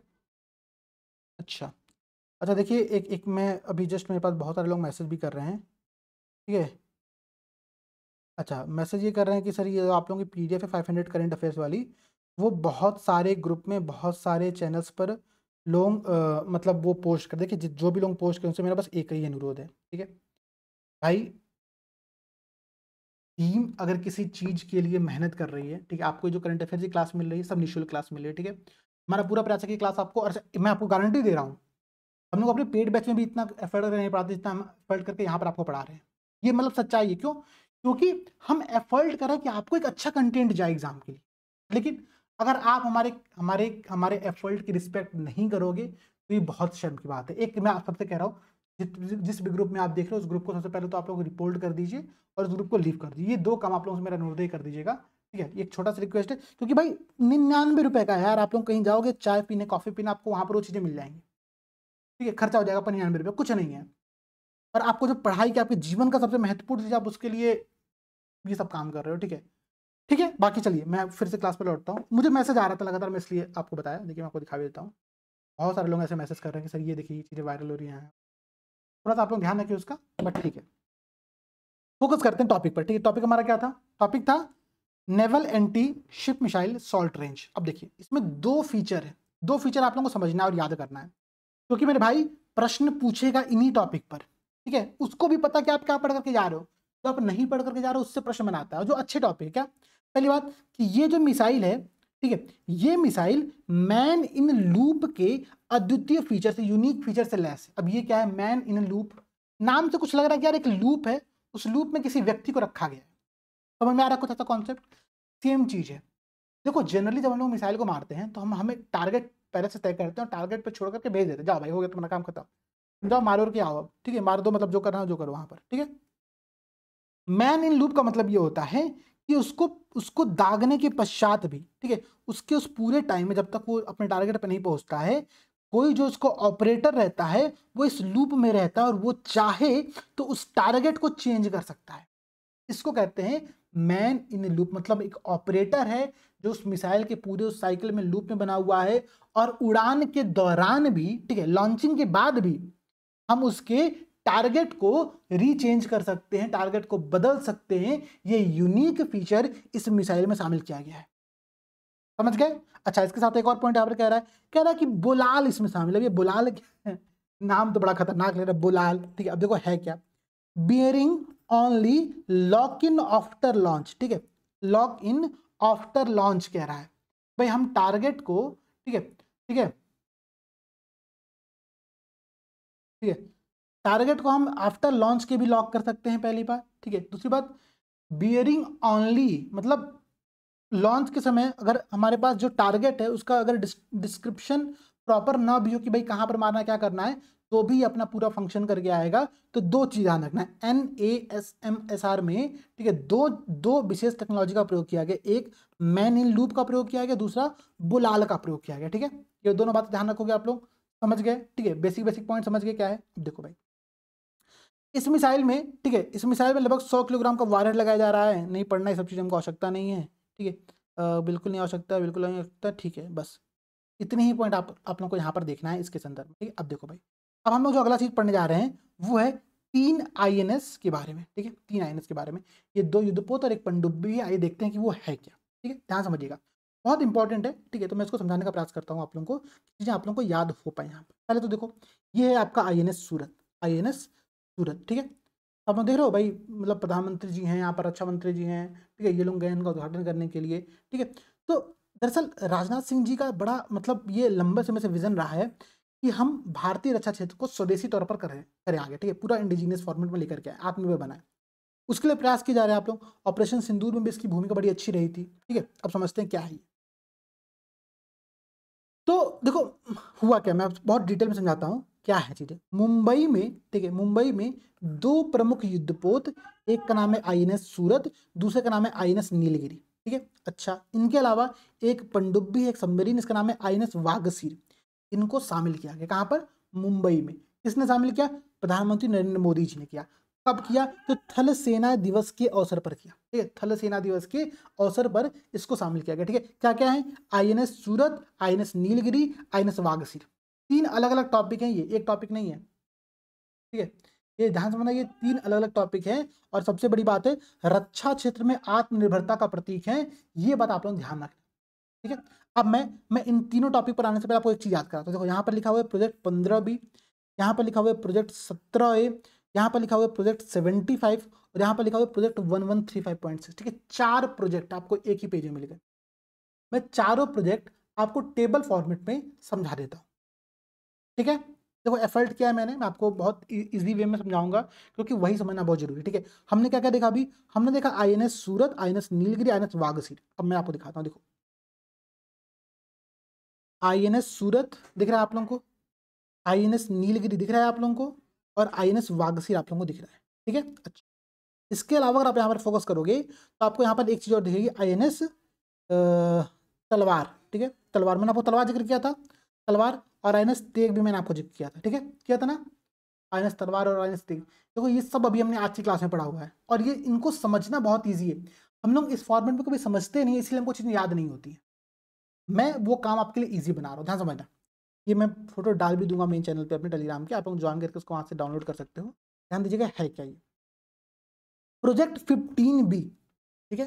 15B को हम लोग कहते हैं विशाखापट्टनम श्रेणी के जो INS है। देखो, किसी भी प्रोजेक्ट के अंतर्गत जो पहला पोत होता है उसके नाम पर उस पूरे श्रेणी को कह दिया जाता है। जैसे हमने वो अरडाला देखा था, INS अरडाला, ठीक है, याद है आप लोगों को? याद है कि भूल गया? अरे मेरे भाई, वो 8 थे, ASW SWC पहला टॉपिक जो था, याद है ना? याद है कि कलकत्ता वाली कंपनी बना रही थी, garden builders and rich engineers करके जो थी कंपनी, ठीक है, याद है? चल, अब समझना, यहाँ पर देखो, तो विशाखापट्टनम श्रेणी कहा जाता है इसको। प्रोजेक्ट 17A को हम लोग नीलगिरी श्रेणी कहते हैं। प्रोजेक्ट 75 को हम लोग कलवरी श्रेणी कहते हैं, ठीक है, कलवरी श्रेणी कहते हैं। और प्रोजेक्ट 1135.6 को हम लोग तलवार क्लास की फ्रिगेट कहते हैं। फ्रिगेट क्या होता है मैंने आप लोगों को समझाया था। अभी 2 फ्रिगेट हमारे आए हैं जो इसी श्रेणी के अंतर्गत, मैं आपको दिखा देता हूँ, एक बार याद करा देता हूँ फिर से। चीजें कनेक्ट करना बहुत जरूरी है, अगर कनेक्ट नहीं करोगे तो चीजें याद नहीं हो, ठीक है। हमने आपको त्रिपुट और तवश्या 2 चीज समझाई थी यहाँ पर, त्रिपुट और तवश्या, ठीक है। क्या था ना तवश्या? तवश्या भीम के जो गदा था उनका नाम था, ये सब इसी के पार्ट थे, ठीक है। अब ध्यान समझिएगा आप लोग, तो मैं फिर से टॉपिक बनाता हूँ। टॉपिक कहाँ गया हमारा? ये रहा। तो अभी क्या किया गया रिसेंट में, मुंबई में INS सूरत का, INS नीलगिरी का, INS वागसीर का जलावतरण वो किया गया, मतलब नौसेना को कमीशन किया गया, नौसेना को दिया गया, ठीक है। मोदी जी दिए हैं थल सेना दिवस के अवसर पर मुंबई में। अब तीनों चूंकि अलग अलग प्रोजेक्ट के पार्ट है तो इनको मैं एक ही साथ समझ लेता हूँ। प्रोजेक्ट 15B के अंतर्गत 4 INS का निर्माण शामिल है, विशाखापट्टनम, मरमागांव, इम्फाल और सूरत, ठीक है। इम्फाल आपको याद होगा, नॉर्थ ईस्ट का पहले किसी कंट्री के नाम पर एक आईएनएस का नाम रखा गया था, तो बहुत चर्चा का विषय बना था ये भी, ठीक है। तो आईएनएस इम्फाल था इससे पहले, सूरत से पहले, बहुत न्यूज में आया था ये भी। अब देखो प्रोजेक्ट 17A के अंतर्गत हम स्टेल्थ फ्रिगेट का निर्माण कर रहे हैं। वही स्टेल्थ फ्रिगेट जो अभी आप लोग देखे थे इससे पहले भी। तो ये क्या है, आईएनएस नीलगिरी, हिमगिरी, उदयगिरी, दूनागिरी, तारागिरी, बिंदगिरी और महेंद्रगिरी, पर्वतों के नाम पर, कुछ कुछ पहाड़ियों के नाम पर इसका नाम रखा गया है। तो ये भी आप लोग ध्यान रखा, ठीक है। 17A क्या हो गया। प्रोजेक्ट 1775 क्या है, तो इसके अंतर्गत कलवरी श्रेणी की, ठीक है, कलवरी श्रेणी की कलवरी, खंडेरी, करंज, के, फिर देखो वेला, वागीर, वागशीर, वी, ठीक है। तो कलवरी, खंडेरी, करंज, वेला, वागीर, वागशीर, अभी वागशीर को नौसेना को दिया गया है, ठीक है। 17A वाले में नीलगिरी को नौसेना को दिया गया है, मतलब ये पहला है अभी नौसेना के पास, समझ गए। अब मैं आपको समझाता हूँ कि किसका निर्माण कैसे किया जा रहा है, ठीक है। देखो जो प्रोजेक्ट 15 भी है, ये जो Mazagon dock ship builder limited है मुंबई का, उसके द्वारा निर्मित किया जा रहा है। किसके सहयोग से, तो वारफेयर डिजाइन ब्यूरो के सहयोग से, ठीक है। वारफेयर डिजाइन ब्यूरो के सहयोग से Mazagon dock ship builders limited Mumbai, ये दोनों मिलकर के प्रोजेक्ट 15 पर काम कर रहे हैं, जो कि विशाखापट्टनम श्रेणी की पोत है। इसमें आपका आईएनएस विशाखापट्टनम, मरमागांव, इम्फाल और सूरत शामिल है। अभी सूरत को हमने मुंबई में कमीशन किया है, समझ गए। अच्छा, प्रोजेक्ट 17A के अंतर्गत आईएनएस नीलगिरी, हिमगिरी, उदयगिरी, दूनागिरी, तारागिरी, विंध्यगिरी और महेंद्रगिरी शामिल है, ठीक है। ये Mazagon dock ship builder limited MDL और वारफेयर डिजाइन ब्यूरो के द्वारा इसका निर्माण किया जा रहा है, ठीक है। तो मतलब समझो प्रोजेक्ट 15B और प्रोजेक्ट 17A दोनों सेम निर्माण करता है, दोनों क्या है, सेम निर्माण करता है, ठीक है। अभी आगे आप आओगे प्रोजेक्ट 75 में, इसमें भी आप यहाँ पर क्या देख रहे हो कि Mazagon dock ship builder limited, मतलब ये तीनों प्रोजेक्ट में आपका Mazagon dock ship builder limited शामिल है मुंबई का। ये बहुत बड़ी बात है अपने में, ध्यान रखिए आप लोग, ये बहुत बड़ी बात है अपने में। अच्छा, जो प्रोजेक्ट 1135.6 है, अगर मैं उसकी बात करूं तो ये तलवार क्लास का है। रूस के जो कोस्टल, रूस के जो नेवल बेस है, नेवल गार्ड है, ठीक है, उनके द्वारा प्रयोग किए जाने वाला जो क्रिवाक 3 सीरीज के जो फ्रिगेट्स है, उनका उन्नत संस्करण, उनका एडवांस संस्करण है तलवार क्लास के फ्रिगेट, ठीक है। इनका निर्माण कैसे किया जा रहा है, तो रशिया के, ध्यान समझिएगा आप लोग, रशिया के अंतर शिपयार्ड के द्वारा, ठीक है, रशिया के अंतर शिपयार्ड के द्वारा इसका निर्माण किया जा रहा है। ये बातें आप लोगों को ध्यान में रखनी है, ठीक है। इसमें 6 शामिल है, तलवार के 3 और तेग के अंतर्गत 3, ठीक है। तो तलवार, त्रिशूल, तबर, तेग, तरकश, त्रिकंठ, याद रहेगा। एटलीस्ट डिफरेंस समझो कि है क्या, डिफरेंस समझना बहुत जरूरी है मेरे भाई।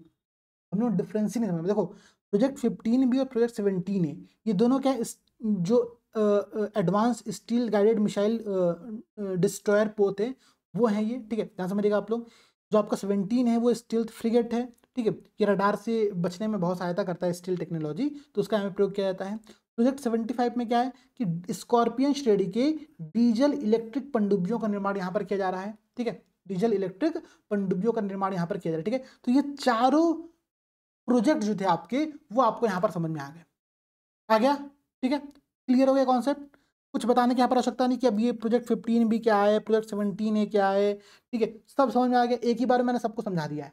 तो मैं चलो अब इसको यहाँ पर स्किप कर रहा हूँ, ये सब आप लोग चीजें पढ़ लेना, ये सारी बातें वही लिखी है, बस इसमें क्या किया है ना, इसने इतना उसमें एक एक सेंटेंस घुसा दिया कि याद ही नहीं होगा आपको। अब देखो वही लिखा हुआ है क्या, विशाखापट्टनम के अंतर्गत 3 है, विशाखापट्टनम, मरमागांव, इम्फाल और सूरत अभी आपका शामिल हुआ है। प्रोजेक्ट 15B है, 15B जो है उसको मजगांव डॉक शिप बिल्डर्स और वारफेयर डिजाइन ब्यूरो बना रहा है। जो मैंने बता रहा वही सब बातें यहाँ पर लिखी है, बट मैंने उसको एक अलग फॉर्मेट में आपको एक्सप्लेन कर दिया, ठीक है। अब ध्यान देना यहाँ पर बात करते हैं आईएनएस तुशील की। मैं आपको आईएनएस तुशील का फोटो दिखाता हूँ, अगर तुशील मेरे पास होगा तो, मतलब मेरे पास नहीं, फोटो होगी उसकी ऑब्वियसली, तुशील थोड़ी मैं रख के घूमूँ यहाँ पर, ठीक है। तो आईएनएस तुशील है, ध्यान समझिए क्या है, भारतीय नौसेना में इसको शामिल किया, इसको भी कमीशन किया गया है, ठीक है। यह है क्या, तो रशिया के, ठीक है, कालिनिनग्राद स्थित यांतर शिपयार्ड, वही कौन सा, ये फिर हो गया प्रोजेक्ट हो गया 1135.6, इसी के अंतर्गत, ध्यान समझना आप लोग, इसी के अंतर्गत आईएनएस तुशील को भारतीय नौसेना में कमीशन किया गया, ठीक है।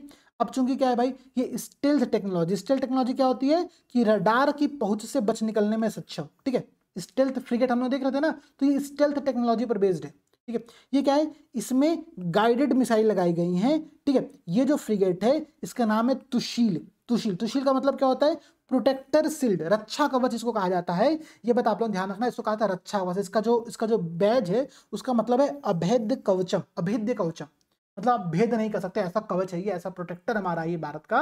इसका नाम है स्टील्थ फ्रिगेट, इसका नाम है आईएनएस तुशील। निर्माण कैसे किया गया है? तो रशिया के यांतर शिपयार्ड में प्रोजेक्ट 1135.6 के अंतर्गत इसका निर्माण किया गया है। इसका मोटो क्या है? तो निर्भय, अभेद्य और बलशील। ठीक है, ये इसका मोटो है, याद रहेगा आप लोग। ठीक है, कहां पर शामिल किया गया है? तो पश्चिमी नौसेना कमान, ठीक है, के अंतर्गत भारतीय नौसेना के पश्चिमी बेड़े में इसको तैनात किया जा रहा है। ध्यान रखना, हमने अभी तक जो पढ़ा ना उसमें केवल आईएनएस वर्षा जो था, जो केवल आईएनएस वर्षा था, उसको हमने पूर्वी कोस्टल लाइन पर, ठीक है, आंध्र प्रदेश के विशाखापट्टनम में रामबिल्ली नामक गांव के निकट एक अत्यंत गोपनीय परमाणु संचालित पनडुब्बी बेड़े का हमने निर्माण किया, उसका नाम है आईएनएस वर्षा। तो ये केवल ईस्टर्न कोस्टल लाइन पर हो रहा है, बाकी सब मैक्सिमम जो आईएनएस है हमारे वो आपके वेस्टर्न कोस्ट पर ही आ रहे हैं। ठीक है, बाकी परीक्षण जो है, जो हम किसी मिसाइल का परीक्षण करें, या तो वो उड़ीसा में हो रहा है या तो राजस्थान के पोखरण क्षेत्र में हो रहा है। ठीक है, तो ये 2 पॉइंट आप लोग ऐसे थोड़ा सा याद करने का प्रयास करना। ठीक है, अब देखो भाई यहाँ पर और देखो आप लोग। ठीक है, तो ये सब चीजें तो हो ही गया, हमको सब चीजें डिस्कस करना नहीं है। ये फोटो और ये पीडीएफ मैं आपको शेयर कर दूंगा, ये वाला जो मेजर मैं आपको पीडीएफ दिखा रहा हूँ, ये वाला। ठीक है, ताकि आपको चीजें याद करना ईजी रहे। अब समझो भाई, अगला टॉपिक समझो, बहुत इंपॉर्टेंट टॉपिक है। ठीक है, अच्छा ध्यान समझना, ये जो मैंने आपको बताया ना, ये जो प्रोजेक्ट 75 है, इसमें मजगांव डॉक शिपबिल्डर लिमिटेड के साथ साथ फ्रांस की कंपनी नेवल ग्रुप वो सहयोग कर रही है। ठीक है, ये क्या है प्रोजेक्ट 75? तो कलवरी श्रेणी के सबमरीन है, जो कि स्कॉर्पियन श्रेणी के डीजल इलेक्ट्रिक पनडुब्बियां सबमरीन है। ठीक है, याद रहेगा इतनी बातें। ठीक है, मैं फिर से कह रहा हूँ, ये चार्ट देख लेना, बहुत इंपॉर्टेंट चार्ट मैंने बनाया आप लोगों के लिए। देखो, K4 बैलिस्टिक मिसाइल। अच्छा, यहाँ पर मैं आपको एक चीज एक्सप्लेन करता हूँ। अभी तक आपने दो बैलिस्टिक मिसाइल, दो आपने मिसाइल देखा। ठीक है, एक आपने देखा medium range surface to air missile, ये था ना। हाँ, आपने देखा naval anti ship missile short range, ये 2 चीज़ आपने अभी तक पढ़ी है मिसाइल के संदर्भ में। ठीक है, अब ध्यान देना, देखो मिसाइल के बारे में आपको 2 बातें बस समझाता हूँ। देखो, मिसाइल को हम लोग उनके प्रोजेक्टाइल पाथ के अकॉर्डिंग, ठीक है, जो उनका प्रोजेक्टाइल पाथ होता है उसके अकॉर्डिंग हम लोग 2 पार्ट में डिवाइड करते हैं। ठीक है, एक को हम लोग कहते हैं बैलिस्टिक मिसाइल, एक को हम लोग कहते हैं क्रूज मिसाइल। ठीक है, बैलिस्टिक मिसाइल और क्रूज मिसाइल। बैलिस्टिक मिसाइल का बस मैं आपको बहुत सिंपल क्लासिफिकेशन समझा रहा हूँ। जब किसी मिसाइल को, ठीक है, दूर रेंज तक भेजना हो, दूर तक भेजना हो, तो हम क्या करते हैं, इसको पहले पृथ्वी के एटमॉस्फेयर के बाहर भेजते हैं, फिर उसके बाद जहां पर टारगेट रहता है वो वहां पर आके गिरता है। ठीक है, वहां पे आके विध्वंस मार देता है। ठीक है, जैसे मानो हमको भेजना है यहाँ से किसी बहुत दूर, ठीक है, तो हम क्या करेंगे, पहले हवा में भेज, अब ऐसा थोड़ी कि यहाँ से नीचे नीचे भेजेंगे तो पता चला बीच में कहीं लड़ उड़ गया कहीं से, ठीक है, कुछ हो गया कांड। तो उसके लिए हम क्या करते हैं, ये आपका होता है बैलिस्टिक मिसाइल। ठीक है, बैलिस्टिक मिसाइल होता है, इनकी रेंज ज़्यादा होती है। ठीक है, क्योंकि भाई आप समझ रहे हो ना, दूर तक भेजना है, इसलिए हम इसको ऊपर भेजने पहले, इसका प्रोजेक्टाइल हम इस प्रकार से कर रहे हैं, हाई ट्रेजेक्टरी कर रहे हैं। और ये जो होता है पूरा गाइडेड होता है, guided only during the Bush, मतलब बुस्ट के टाइम पर जब हम इसको भेज रहे हैं उसी टाइम पे इसको हम लोग केवल गाइड कर सकते हैं, उसको बता सकते हैं कि कहाँ पर आपको जाना है। ठीक है, अब ध्यान दीजिएगा, इसको रेंज के अकॉर्डिंग हम लोग कई पार्ट में डिवाइड करते हैं। जैसे कि आप लोग सुनते हो शॉर्ट रेंज बैलिस्टिक मिसाइल, ठीक है, SRBM आप लोग सुनते हो, पढ़ते हो इसके बारे में। ठीक है, आप लोग पढ़ते हो मीडियम रेंज बैलिस्टिक मिसाइल, आप लोग पढ़ते हो। ठीक है, आप लोग पढ़ते हो लार्ज रेंज, ठीक है, लार्ज रेंज बैलिस्टिक मिसाइल, ठीक है, लार्ज रेंज बैलिस्टिक मिसाइल। ठीक है, या फिर आप लोग पढ़ते हो एक और इंटरकंटिनेंटल बैलिस्टिक मिसाइल, इंटरकंटिनेंटल बैलिस्टिक मिसाइल। ठीक है, तो बैलिस्टिक मिसाइल को उनके डिस्टेंस के अकॉर्डिंग, उनके टारगेट के अकॉर्डिंग हम लोग इस प्रकार से डिवाइड करते हैं। जो शॉर्ट रेंज के बैलिस्टिक मिसाइल होते हैं उनका जो टोटल लेंथ रहता है, जो टोटल रेंज रहता है वो 300 किलोमीटर से 1000 किलोमीटर के मध्य में रहता है। ठीक है, जो मीडियम रेंज के बैलिस्टिक मिसाइल होते हैं उनका जो रेंज होता है वो 1000 किलोमीटर से, ठीक है, 1000 किलोमीटर से 3500 किलोमीटर के मध्य में होता है। ठीक है, 3500 किलोमीटर के मध्य में।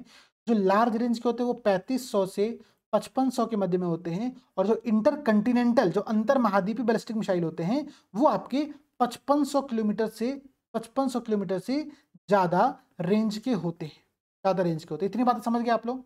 ये क्या है, ये बैलिस्टिक मिसाइल है हमारी।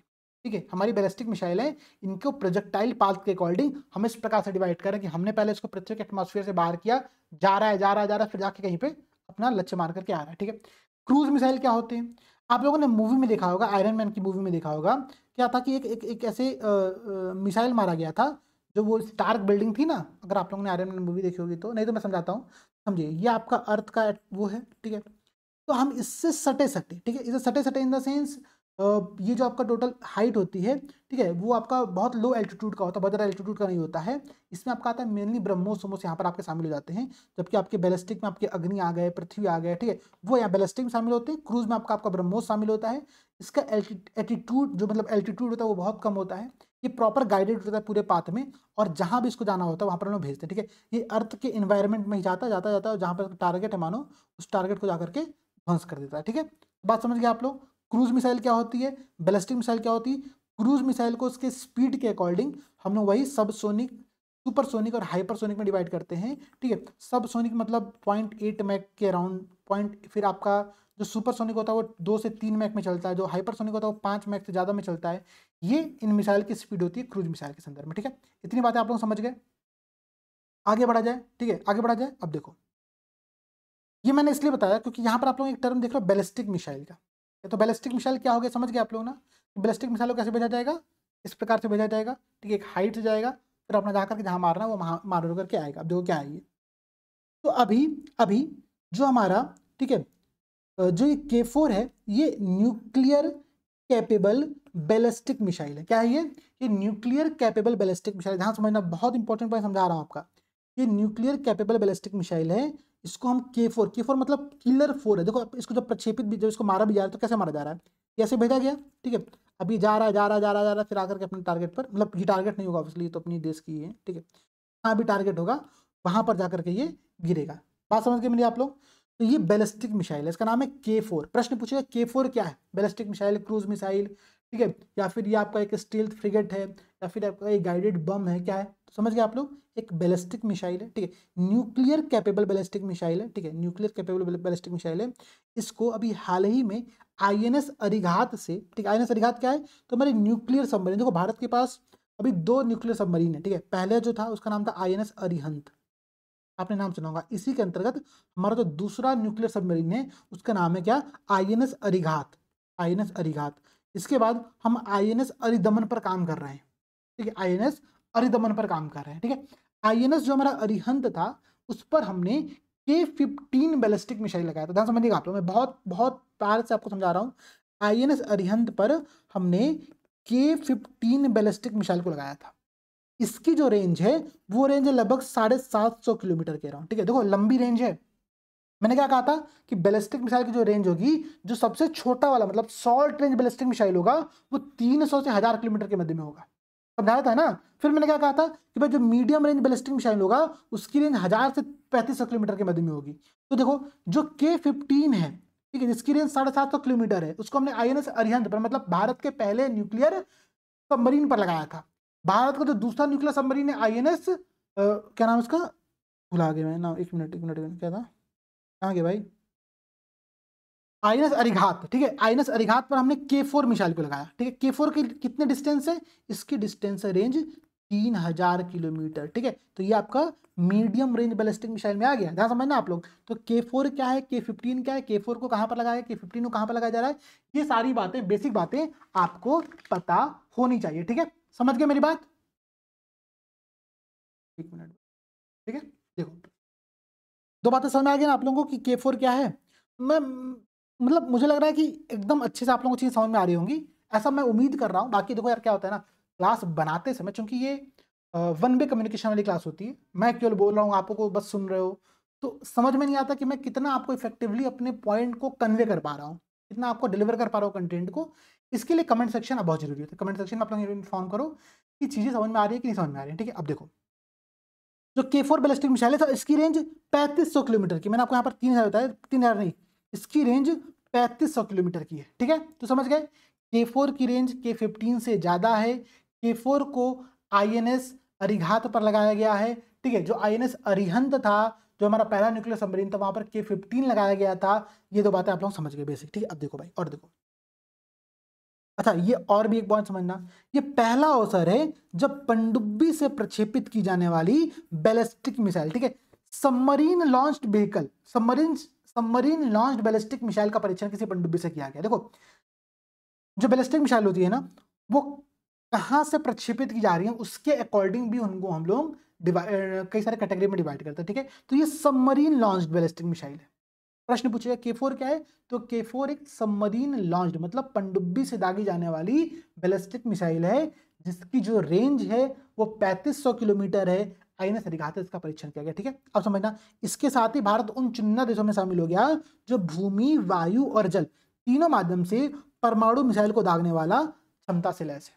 मतलब समझ गए आप लोग ना, हमने जल से भी दाग लिया, हमने भूमि और वायु से भी दाग के टेस्ट कर लिया है, तो हम हर चीज में सक्षम हो चुके हैं। भाव पाकिस्तान देखते हैं क्या करना है तुम्हारा। ठीक है, ये हमारा पूरा एक कॉन्सेप्ट है K4 के संदर्भ में। बहुत इंपॉर्टेंट टॉपिक था, बहुत अच्छा टॉपिक था, प्यारा सा टॉपिक था, तो आई होप कि आपको समझ में आ गया होगा। ठीक है, अब देखो भाई क्या रहा है, अब ये देखो चूंकि पहला टर्म प्रयोग हुआ तो फिर से बहुत इंपॉर्टेंट है। ठीक है, भारत की पहली लंबी दूरी की हाइपरसोनिक स्पीड के अकॉर्डिंग बात हम लोग कर समझ गए, सबसोनिक, सुपरसोनिक, हाइपरसोनिक। ठीक है, 5 मैक के अराउंड इसकी स्पीड होगी। ठीक है, देखो ये आपका है हाइपरसोनिक। ठीक है, हाइपरसोनिक, मैं इसको डिलीट कर देता हूँ फोटो डिलीट। देखो ऐसा मैं समझाता हूँ, फोटो डिलीट करने से पहले आपको एक चीज़ ये कि ये समझाना जरूरी है ना, एक बहुत इंपॉर्टेंट टर्म दिया गया है। ठीक है, देखो दरअसल डीआरडीओ के द्वारा भारत की first long range hypersonic missile है। ये क्या है, भारत की पहली लॉन्ग रेंज हाइपरसोनिक मिसाइल है, डीआरडीओ के द्वारा इसका परीक्षण किया गया। ठीक है, अच्छा कहाँ पर किया गया, तो उड़ीसा के कलाम आइलैंड पर, जिसका पहला नाम व्हीलर आइलैंड था उसका नाम कलाम आइलैंड कर दिया गया। ठीक है, हाइपरसोनिक लॉन्ग रेंज की क्यों है, क्योंकि इसकी रेंज 1500 किलोमीटर से अधिक दूरी की है। 1500 किलोमीटर से अधिक दूरी की है। यहाँ समझना, ये हम लोग बात कर रहे हैं एक हाइपरसोनिक मिसाइल के संदर्भ में। ठीक है, यह स्वदेश विकसित मिसाइल है। ठीक है, इसका इंडिजिनस तौर पर इसका निर्माण किया गया है। ठीक है, इसका निर्माण किसने किया है, तो भाई हैदराबाद स्थित APJ Abdul Kalam missile complex की प्रयोगशाला और डीआरडीओ की विभिन्न प्रयोगशालाओं के द्वारा मिलकर के इसका निर्माण किया गया है। ठीक है, भारत की पहली लंबी दूरी की हाइपरसोनिक मिसाइल का उड़ान परीक्षण है। ठीक है, इसके साथ भारत उन चुनिंदा देशों में शामिल हो गया जो ऐसी महत्वपूर्ण एवं उन्नत सैन्य प्रौद्योगिकियों से लैस है। मतलब भारत तो कुछ भी करेगा तो भाई चुनिंदा देशों में शामिल हो गए, सिंपल सी बात है, कोई बहुत टफ बात तो है नहीं, समझना इस बात को। ठीक है, 2-3 बातें समझो इसके संदर्भ में। पहली बात, भारत, इसका नाम कुछ नहीं, इसका नाम यहाँ पर नहीं दिया, ध्यान समझिएगा, इस मिसाइल का नाम नहीं है कुछ भी अभी। ठीक है, तो भारत की पहली लंबी दूरी की लॉन्ग रेंज की हाइपरसोनिक मिसाइल। ठीक है, लॉन्ग रेंज कितना, 1500 किलोमीटर, कहाँ से प्रक्षेपित किया गया, उड़ीसा के कलाम आइलैंड से इसका परीक्षण यहाँ पर किया गया। ठीक है, उड़ीसा के, ठीक है, 1 मिनट। ठीक है, अब ध्यान दीजिएगा आप लोग,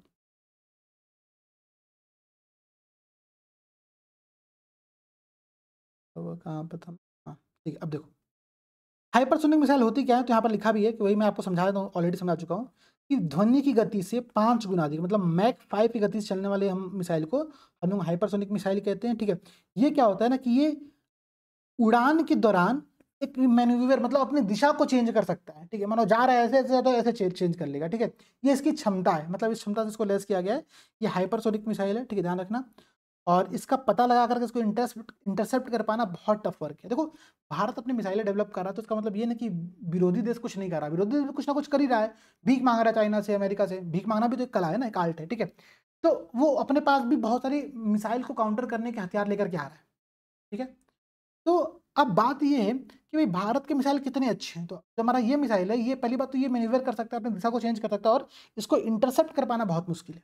ठीक है, इंटरसेप्ट कर पाना इसको बहुत मुश्किल है। अब देखो ये दूसरा देखो, अब ये क्या है, ये डीआरडीओ के द्वारा, ठीक है, इसका एक उड़ान परीक्षण किया गया। क्या है वो, LRLACM। अब ये कहोगे सर ये LRLACM ये क्या समझा रहे हैं आप लोग, तो ध्यान समझना, लॉन्ग रेंज, नाम से स्पष्ट है, लॉन्ग रेंज। ठीक है, और लैंड टू एयर। ठीक है, long range land attack cruise missile. देखो ये क्रूज मिसाइल है, ये क्या है, ये क्रूज मिसाइल है। तो मैंने क्यों आपको बैलिस्टिक और क्रूज का डिफरेंस समझाया, मैंने इसीलिए समझाया कि क्लास में आगे जब क्रूज शब्द आएगा तो आप समझ पाओगे क्रूज क्या है। क्रूज समझ गए, ये वाला क्रूज जो एटमॉस्फेयर में जा रहा था। बैलिस्टिक क्या था, वो K4 K15 वाला बैलिस्टिक था आपका। ठीक है ना, दोनों का डिफरेंस समझ रहे हो। तो देखो हमने क्या किया, LRLACM मैं आपको दिखाता हूँ क्या है। देखो उड़ीसा के चांदीपुर, ये सब उड़ीसा में ही हो रहा है, उड़ीसा के चांदीपुर के ITR क्षेत्र से। ठीक है, हमने क्या किया, अब देखो ये मोबाइल आर्टिकुलेटेड लॉन्चर के माध्यम से, मतलब कोई हम एक जमीन पर परमानेंट स्ट्रक्चर से इसको लॉन्च नहीं कर रहे हैं, एक मोबाइल आर्टिकुलेटेड लॉन्चर है। ठीक है, उसको हम कहीं भी लाके खड़ा कर सकते हैं, वहां से लॉन्च कर सकते हैं, ये इसकी खासियत है। इसका नाम क्या है, तो long range land attack cruise missile है। ये क्या है, क्रूज मिसाइल है, ध्यान रखिएगा, इसका जो डेवलपमेंट है वो डिफेंस एक्विजिशन काउंसिल, रक्षा अधिग्रहण परिषद के द्वारा किया गया है। और ध्यान समझिएगा आप लोग, इसका जो विकास है वो एरोनॉटिकल डेवलपमेंट एस्टेब्लिशमेंट बेंगलुरु के द्वारा किया गया। ठीक है, ये दो चीजें आप लोग ध्यान रखना, दोनों का मतलब याद कर लो, सिंपल सी बात है। ठीक है, देखो रक्षा अधिग्रहण परिषद जो हमारा डिफेंस सेक्टर का एक्विजिशन काउंसिल है जो काम करता है, उसने इसके साथ एग्रीमेंट किया, क्या नाम है उसका, एरोनॉटिकल डेवलपमेंट एस्टेब्लिशमेंट बेंगलुरु। ठीक है, वैमानिकी विकास प्रतिष्ठान बेंगलुरु, इसके द्वारा इसका निर्माण किया गया है। और इसमें दो सह उत्पादन साझेदार हैं, कौन से, तो ध्यान समझिएगा, भारत डायनेमिक्स लिमिटेड हैदराबाद और भारत इलेक्ट्रॉनिक्स लिमिटेड बेंगलुरु, इन दोनों ने मिलकर के इसका निर्माण किया, LRLACM। देखो भाई, इससे पहले आपने क्रूज मिसाइल का नाम सुना होगा, निर्भय। ठीक है, ये उसी का एक उसका एडवांस्ड वर्जन है, उसका इंप्रूव्ड वर्जन है निर्भय का। निर्भय भी क्या था, तो long range land attack cruise missile था। ठीक है, उसका एडवांस वर्जन है, जब हमने इसका परीक्षण किया। ठीक है, DRDO ने इसका परीक्षण किया है। अब समझिए क्या है, पहली बात तो ये मोबाइल आर्टिकुलेटेड लॉन्चर के द्वारा सतह से लॉन्च किया जा सकता है। ठीक है, दूसरी बात, ये यूनिवर्सल वर्टिकल लॉन्च मोड के प्रयोग के माध्यम से इसे प्रमुख जो शिप है वहां से भी लॉन्च किया सकता है। भाई कहीं से भी कर सकते हैं, तो शिप पर भी खड़ा करके कर सकते हैं। ठीक है, इसकी जो टोटल डिस्टेंस है वो 1000 किलोमीटर की है। ठीक है, ये क्या है, ये क्रूज मिसाइल है। ये क्या है, ये एक क्रूज मिसाइल है। इतनी बातें यहाँ पर आप लोगों को ध्यान में रखनी पड़ेंगी। देखिए आप लोग समझ रहे हो ना, जो शॉर्ट फॉर्म्स यहाँ पर दिए गए हैं मिसाइल के संदर्भ में, उन शॉर्ट फॉर्म से भी आप चीज़ों को दिमाग में याद करने पर फोकस कर सकते हो कि भाई LRLACM क्या है, एक क्रूज मिसाइल है, लॉन्ग रेंज का है, लैंड अटैक है। ठीक है, तो चीज़ें आपस में याद करना बहुत ईजी है। इसका विकास किसने किया, तो एरोनॉटिकल डेवलपमेंट एस्टेब्लिशमेंट बेंगलुरु के द्वारा इसका निर्माण किया गया। ठीक है, अच्छा मैंने आपसे कहा था ना कि मोबाइल आर्टिकुलेटेड लॉन्चर है ये। ठीक है, मैं आपको दिखाता हूँ, देखिए हाँ ये रहा, ये आप फोटो देख रहे हो, ये क्या है, अब देखो एक एक एक मोबाइल व्हीकल है। ठीक है, जिसके माध्यम से इस मिसाइल को प्रक्षेपित किया जा रहा है। ठीक है, इस मिसाइल को भेजा जा रहा है। तो ये क्या हुआ, ये आपका मोबाइल आर्टिकुलेटेड लॉन्चर मेथड है। ठीक है, इसको कहीं से भी हम दाग सकते हैं, ये इसकी खासियत है। ठीक है, तो इसका प्रयोग शिप पर पे से भी किया सकता है, इसका प्रयोग किसी पोत के ऊपर से भी कर सकते हैं हम लोग। ये इसके पॉइंट ऑफ व्यू से इंपॉर्टेंट चीज है। समझ रहे हो मेरी बात को। अब देखो अगला पॉइंट मैं आपको समझाता हूँ। भारत क्या करता है ना, भारत देखो कहता है कि हम यार डिफेंस सेक्टर में केवल आत्मनिर्भर नहीं बनेंगे, हम जो इस पूरे ओशियानिक रीजन में जो हमारे मित्र देश हैं, जो हमारे साथी देश हैं, हम उनको क्या करेंगे, उनकी भी कैपेसिटी बिल्डिंग पर फोकस करेंगे, उनके क्षमता निर्माण पर फोकस करेंगे। ठीक है, इसलिए आपने ये देखा था कि अफ्रीका के देशों के साथ तंजानिया के सहयोग से, तंजानिया के को होस्टिंग के साथ हमने एक्टियम एक्सरसाइज पहली बार स्टार्ट किया था। ठीक है, 10 देशों में पार्टिसिपेट किए थे। अब यहाँ पर देखो क्या कर रहा है ये सरकार, भारत सरकार ने मोजाम्बिक को, ठीक है, मोजाम्बिक क्या है, हमारा हमारा एक दोस्त कंट्री है। ठीक है, हमारा एक मित्र कंट्री है। तो India gifted 2 fast interceptor craft.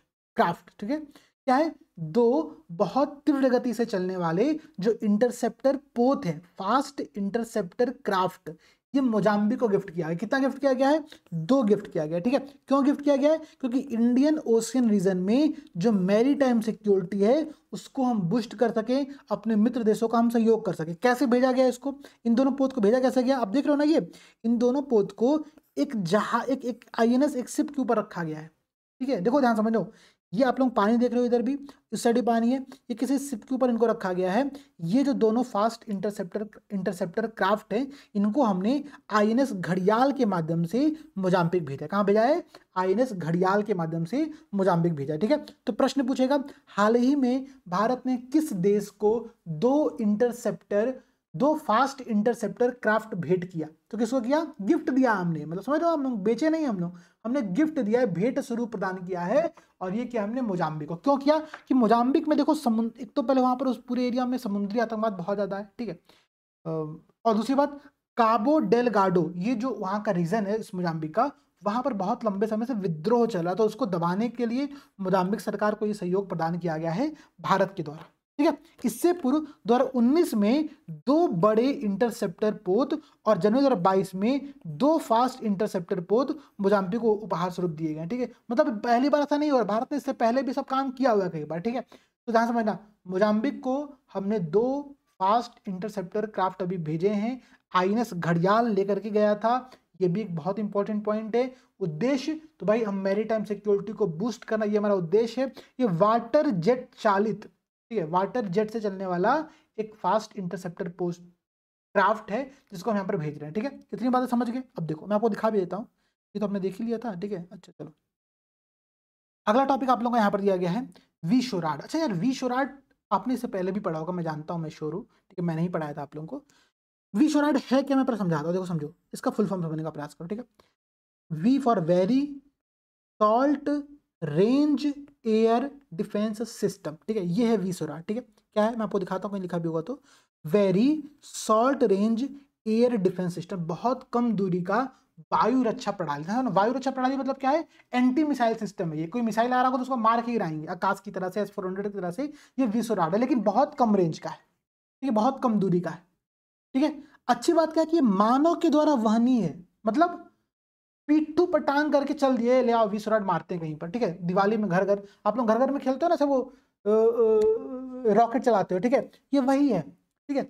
ये क्या है, very short range air defence system है, मानव के द्वारा वहनीय है, मतलब क्या है, मैनपेड है। मैनपेड क्या होता है, man portable air defence system, मतलब मानव अपने पीठ पर रख करके, अपने साथ लेकर के उसको जा सकता है और उसको यूज कर सकता है, ठीक है। तो ये है हमारा सिस्टम। आपने मूवी में कहीं देखा होगा, कोई मिसाइल आ रही है तो क्या क्या खट देना, उसको उठाया ऐसे पीठ पर रखा, दाग दिया मिसाइल, जाके उसको मार गिरा दिया, ठीक है।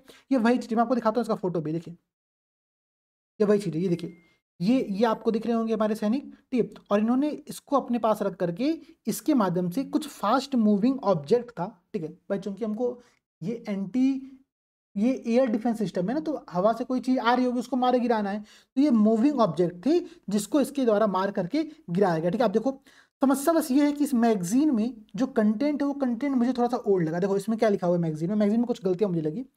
मैगजीन में लिखा है कि 3 और 4 अक्टूबर 2024 को डीआरडीओ के द्वारा वी शोराड के 3 उड़ान परीक्षा सफलतापूर्वक संपन्न किया गया, ठीक है, अच्छी बात है, चलो मैं मान रहा हूँ। ये है क्या, ये चौथी पीढ़ी का तकनीकी रूप से एडवांस्ड एक मिनिएचर वी शोराड है, समझ रहे हो ना, छोटा सा, एक बहुत छोटा, इतना छोटा नहीं, मिनिएचर टाइप का है, जो होना चाहिए उससे बहुत छोटे फॉर्मेट में है। इसका परीक्षण राजस्थान के पोखरण फील्ड रेंज में किया गया। समस्या ये कि ये जो ये आंकड़ा दे रहे हैं, ये जो रिसर्च जो एक्सपेरिमेंट बता रहे हैं, ये अक्टूबर 2024 का है, लेकिन जब मैं इस टॉपिक को पढ़ रहा था तो मुझे दिखाई ये चीज कि DRDO successfully conduct successive flight trials of V SHORAD off the Odisha coast. और ये न्यूज कब की है, फरवरी 2025 की न्यूज है, पीआईबी की न्यूज है भाई, मैं अपने मन से नहीं बता रहा हूँ, प्रेस इंडिया ब्यूरो की न्यूज है, ठीक है। फरवरी 2025 में उड़ीसा कोस्ट पे डीआरडीओ के द्वारा वी शोराड का परीक्षण किया गया, ठीक है। तो भाई देखो, अगर लेटेस्ट में इंफॉर्मेशन आपसे पूछे, या फिर अगर टाइम देकर के पूछे कि फरवरी 2025 में हमने ये परीक्षण कहाँ पर किया, तो ये उड़ीसा कोस्ट में किया। लेकिन अगर अक्टूबर, इससे पहले जो परीक्षण हुआ था, वो आपका कहाँ पर हुआ था, तो राजस्थान के पोखरण में हुआ था, ठीक है। फिर उससे पहले वाला जो परीक्षण जो फरवरी 2024 में हुआ था, वो फिर से उड़ीसा में हुआ था, ठीक है। तो भाई अब ये दिमाग में आप लोगों को बैठाना पड़ेगा कि कैसे आप लोगों को याद करना है, ठीक है। यहाँ पर एक इन्फॉर्मेशन नहीं थी, लेटेस्ट इन्फॉर्मेशन नहीं थी, तो उस इन्फॉर्मेशन को मैंने एडिशनल तौर पर आपको यहाँ पर दे दिया है। समझ गए मेरी बात को, अब ध्यान समझना। देखो, मैनपेड क्या होता है, मैंने समझाया था कि man portable air defence system है, जो आपका वी शोराड है, इसका निर्माण किसने किया है, तो डीआरडीओ की जो प्रयोगशाला रिसर्च सेंटर इमारत हैदराबाद, उसके द्वारा इसको डिजाइन किया गया है। सिंपल सी बात है, बहुत अच्छा टॉपिक है, ठीक है, कोई बहुत टफ है चीज नहीं, तो आपको बहुत इजिली यहाँ पर याद हो जाएगा, ठीक है। मैंने हर चीज का आपको फोटो दिखाया है।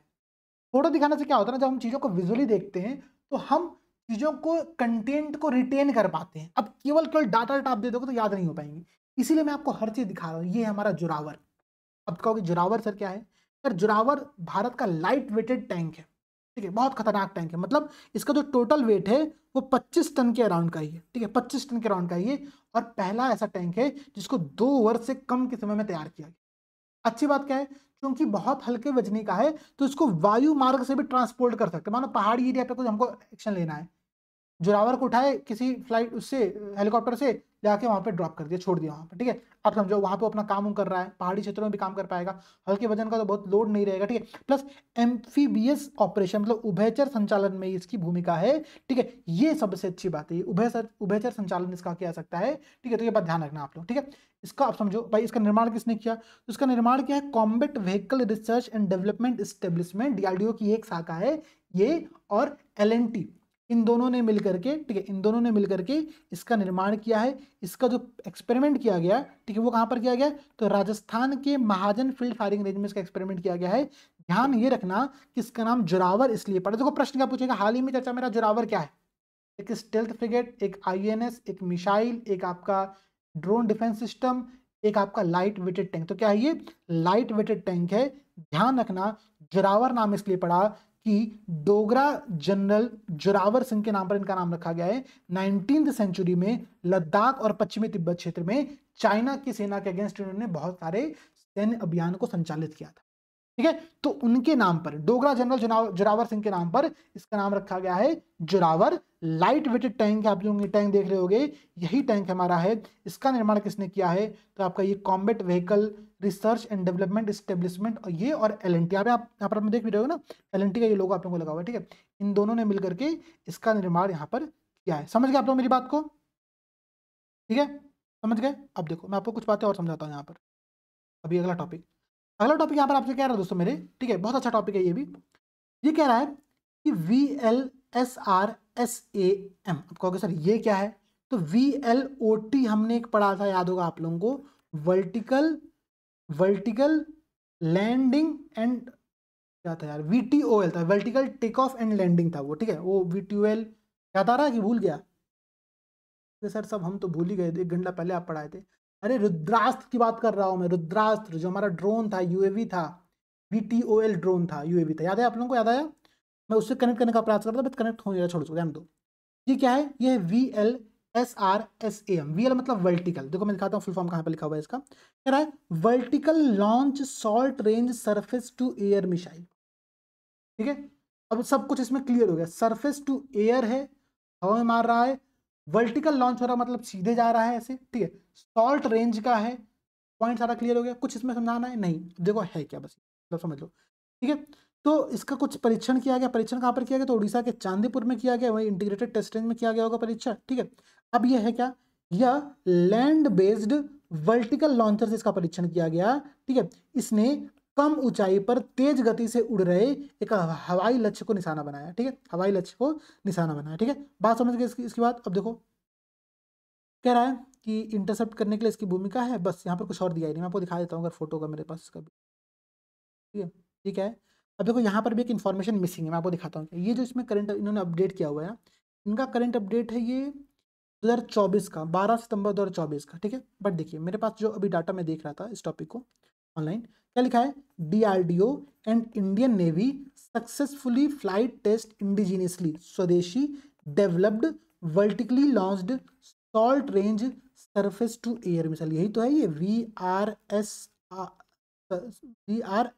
VLSRSAM, यही तो आप लोगों का है। ठीक है, vertical launch short range surface to air missile. ठीक है, अब देखो क्या कह रहा है ये न्यूज़ आपकी है 26 मार्च 2025 की। ठीक है, देखो यहाँ पर क्या कह रहा है कि 26 मार्च 2025 को, ठीक है, उड़ीसा के चांदीपुर जगह से हमने इसका परीक्षण किया। ठीक है, हमने इसका क्या किया? परीक्षण। ये जो आप लोग फोटो देख रहे हो यही फोटो है इसकी। ठीक है, यही फोटो इसकी है।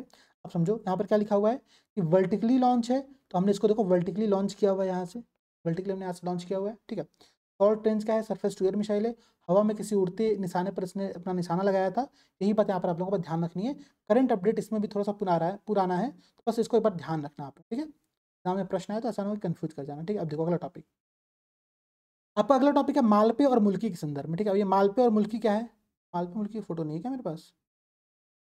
मालपे और मुल्की का फोटो तो मैंने लगाया था, 1 मिनट समय दीजिए, मैं देख लेता हूँ।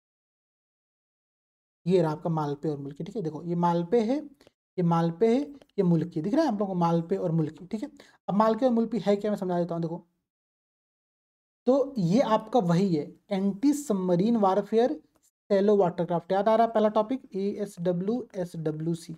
याद आ रहा है? INS अड़ाला, कुछ मैंने समझाया था। ठीक है, garden ship builders and engineers Kolkata वाला संगठन शामिल था वहां पर, याद आ रहा है?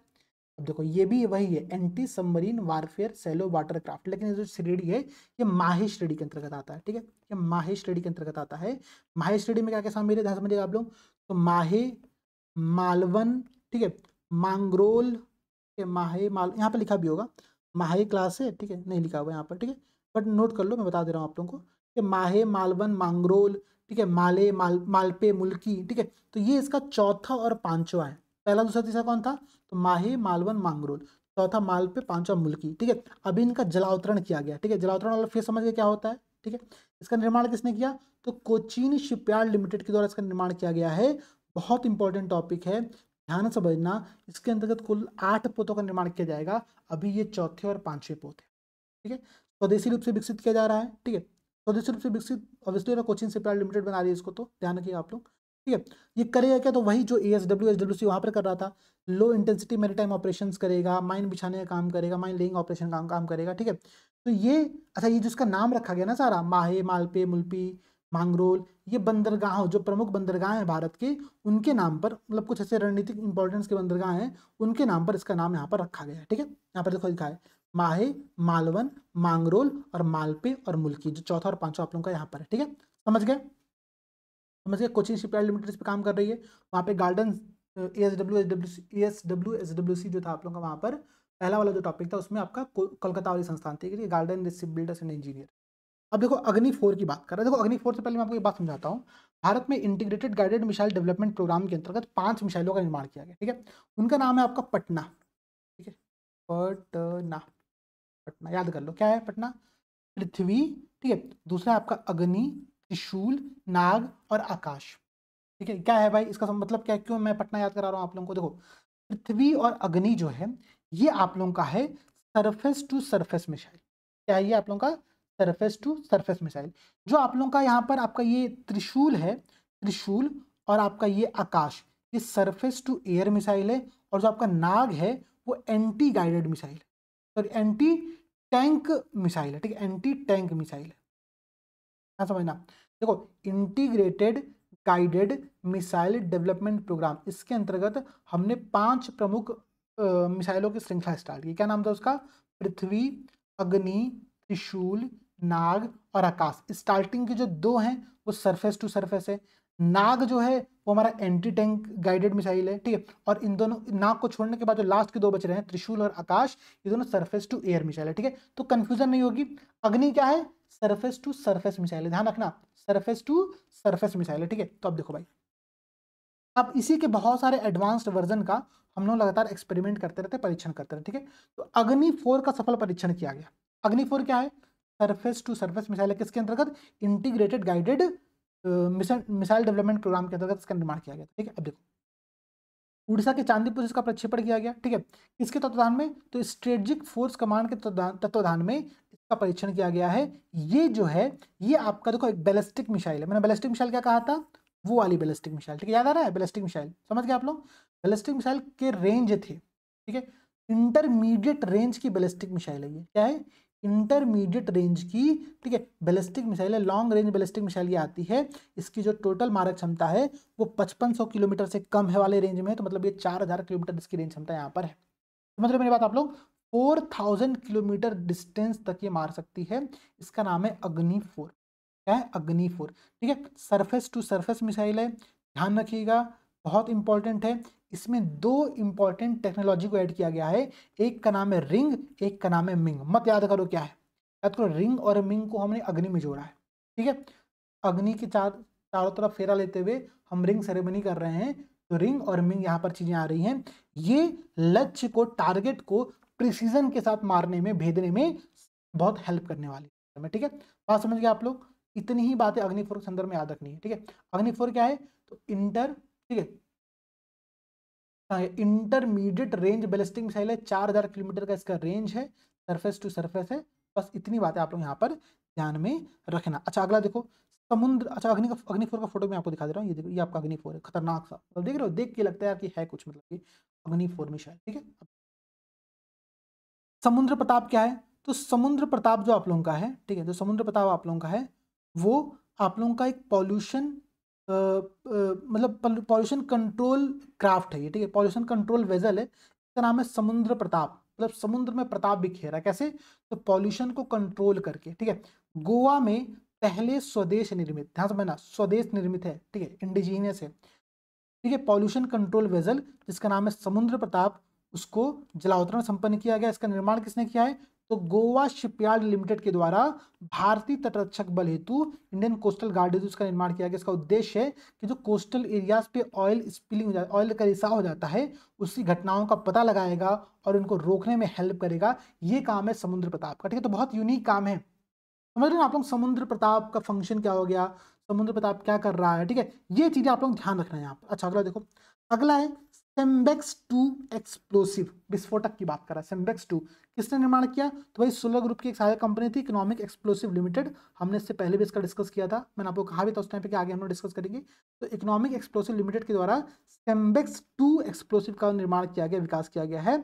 इसका नाम रखा गया सेम्बेक्स 2, सेबेक्स 2, ठीक है। ध्यान देना, वर्तमान में उपलब्ध किसी भी प्रकार के सॉलिड एक्सप्लोसिव की तुलना में ये कहीं अधिक शक्तिशाली विस्फोटक है, कहीं अधिक शक्तिशाली है, ये इसकी क्षमता है, ठीक है। ट्राई नाइट्रोटोल्यून, ठीक है, आपने टीएनटी में आपको पढ़ा था ना, टीएनटी का जिक्र हमने कब किया था याद है?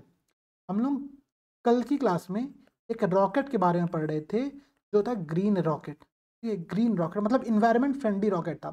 पहली बात तो आप लोग चलो सब लोग जल्दी से कमेंट करके बताओ, जल्दी से कमेंट करके बताओ कि उस ग्रीन रॉकेट का नाम क्या था। पिछली क्लास में मैंने डिस्कस किया, मैं कुछ नया नहीं पूछ रहा हूँ आपसे। पिछली क्लास में मैंने आपको एक इन्वायरमेंट फ्रेंडली रॉकेट के बारे में बताया था जो कि ट्राई नाइट्रोटोल्यून और आतिशबाजी पायरोटेक्निक इन दोनों से मुक्त था, इसकी बात करना, ठीक है। ये जो सेबेक्स 2 है जिसका निर्माण एक्सप्लोसिव इकोनॉमिक लिमिटेड ने किया है, ये ट्राई नाइट्रोटोल्यून से 2.01 गुना घातक है। अभी तक का सबसे घातक ये एक्सप्लोसिव है हमारे पास, ठीक है, ध्यान समझना। और विश्व स्तर पर मैं भारत की बात नहीं कर, विश्व स्तर पर नॉन न्यूक्लियर एक्सप्लोसिव में सबसे शक्तिशाली एक्सप्लोसिव। न्यूक्लियर एक्सप्लोसिव तो होते ही शक्तिशाली है, लेकिन नॉन न्यूक्लियर एक्सप्लोसिव में सबसे शक्तिशाली है। ध्यान से समझना, ये किस टेक्नोलॉजी पर आधारित है? तो ये high melting explosive HMX technology पर बेस्ड है। प्रश्न ये पूछ सकता है कि ये किस टेक्नोलॉजी पर बेस्ड है? तो हाई मेल्टिंग एक्सप्लोसिव इस टेक्नोलॉजी पर बेस्ड सेबेक्स 2 का निर्माण EEL ने किया है, जो कि सोलर इंडस्ट्रीज इंडिया लिमिटेड की एक सहायक कंपनी है। ये सारी बातें हमने पहले डिस्कस किया हुआ है, समझ गए? याद आ गया? अब देखो, मैंने आपसे क्या कहा था? INS अरिहंत भारत की पहली परमाणु पनडुब्बी है, उसके बाद INS अरिघात आती है, तीसरी INS अरिदमन आगे आने वाली है। इतनी बातें पता थी। INS अरिहंत भारत के पास लगभग 2016 से है। INS अरिघात को अभी क्या किया गया है? भारतीय नौसेना में कमीशन किया गया है। कहां पर? विशाखापट्टनम में कमीशन किया गया है। ये भारत की दूसरी स्वदेश निर्मित इंडिजीनियस न्यूक्लियर सबमरीन है। ये दूसरी, हमने भी डिस्कस किया था कि यहां पर हमने K4 बैलिस्टिक मिसाइल को लगाया, याद है आप लोगों को? जब हम लोग K4 बैलिस्टिक मिसाइल के बारे में पढ़ रहे थे तो मैंने आपसे कहा था कि देखो भाई K4 बैलिस्टिक मिसाइल हम लोग इसलिए पढ़ रहे हैं क्योंकि इसको हमने INS अरिघात पर लगाया है, ठीक है, INS अरिघात पर लगाया, याद है आप लोगों को? आ रहा है यहाँ पर।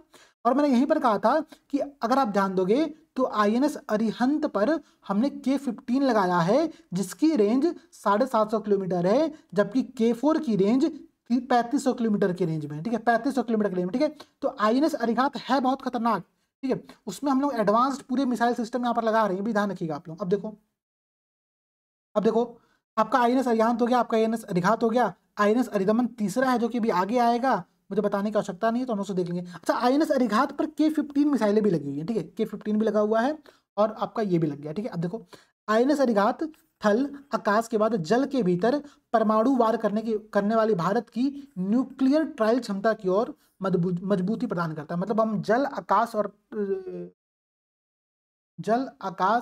और थल तीनों जगह से हम न्यूक्लियर बम मार सकते हैं, न्यूक्लियर हथियार से हमला कर सकते हैं, ठीक है, ये हमारी क्षमता हो चुकी है। अच्छा, एक देखो भाई, एक नाम है बड़ा खतरनाक, गौरव, ठीक है, लंबी दूरी का glide bomb, long range glide bomb. प्रश्न क्या पूछेगा? हाल ही में चर्चा में रहा लॉन्ग रेंज ग्लाइड बम का नाम क्या है, ठीक है, ये क्या है भाई? तो उड़ीसा के तट से इसको संचालित किया गया, इस एक्सपेरिमेंट को DRDO ने संचालित किया है, ठीक है। कैसे किया गया? तो इंडियन एयरफोर्स के सुखोई 30 MK1 लड़ाकू विमान से किया गया। प्रश्न पूछेगा, हाल ही में जो ग्लाइड बम का परीक्षण किया गया वो कहाँ, किसके माध्यम से किया गया, ठीक है? तो इंडियन एयरफोर्स के सुखोई 30 MK1 लड़ाकू विमान से किया गया है। ध्यान ये देना, ये भी अपडेटेड नहीं है, मैं अपडेटेड इन्फॉर्मेशन अभी आपको देने वाला हूं, ध्यान समझिएगा। अब समझो पहले इसका निर्माण किसने किया? तो इसका निर्माण आपने किया किसने? अडानी डिफेंस एंड एरोस्पेस और भारत फोर्स लिमिटेड ने किया है, ठीक है। ये वायु से लॉन्च किए जाने वाले ग्लाइड बम है, 1000 किलोग्राम श्रेणी का ग्लाइड बम है। इतनी बातें समझ रहे हो? हैदराबाद स्थित जो रिसर्च सेंटर इमारत है DRDO की, वहां पर स्वदेशी रूप से इसको डिजाइन किया गया है। ये है आपका ग्लाइड बम, ठीक है, ये है क्या है आपका? ग्लाइड बम है, ठीक है, मेरी बातें समझ रहे हो ना? स्वदेशी बम है, स्वदेशी ग्लाइड बम है, ठीक है, 1000 kg इसका वेट है। सुखोई 30 MK1 से हमने इसका परीक्षण किया है। इसमें देखो, इसमें आप विंग देख रहे हो, ठीक है, जब विंग लगा हुआ है तो इसका नाम है गौरव, और जब इसका विदाउट विंग वाला जिसका संस्करण है उसका नाम है गौतम, ठीक है। तो गौतम भी एक प्रकार का ग्लाइड बम है, लेकिन इसमें बिम ये विंग मतलब इसके पंख नहीं लगे हुए हैं, तो इसको किसी माध्यम से भेजना पड़ेगा, लेकिन इसमें आपको पंख लगे हुए हैं, ये बात ध्यान रखना, ठीक है। तो जो गौरव है वो आपका विंग वाला आपका ये ग्लाइड बम है, ठीक है, लॉन्ग रेंज ग्लाइड बम है। गौतम जो है वो आपका विदाउट विंग वाला ग्लाइड बम है। ये दो चीज़ आप लोग ध्यान रखना, ठीक है। इसका वेट 1000 kg है, ये बहुत इंपॉर्टेंट टॉपिक है, ठीक है। लेकिन देखो समझो, पॉइंट समझो।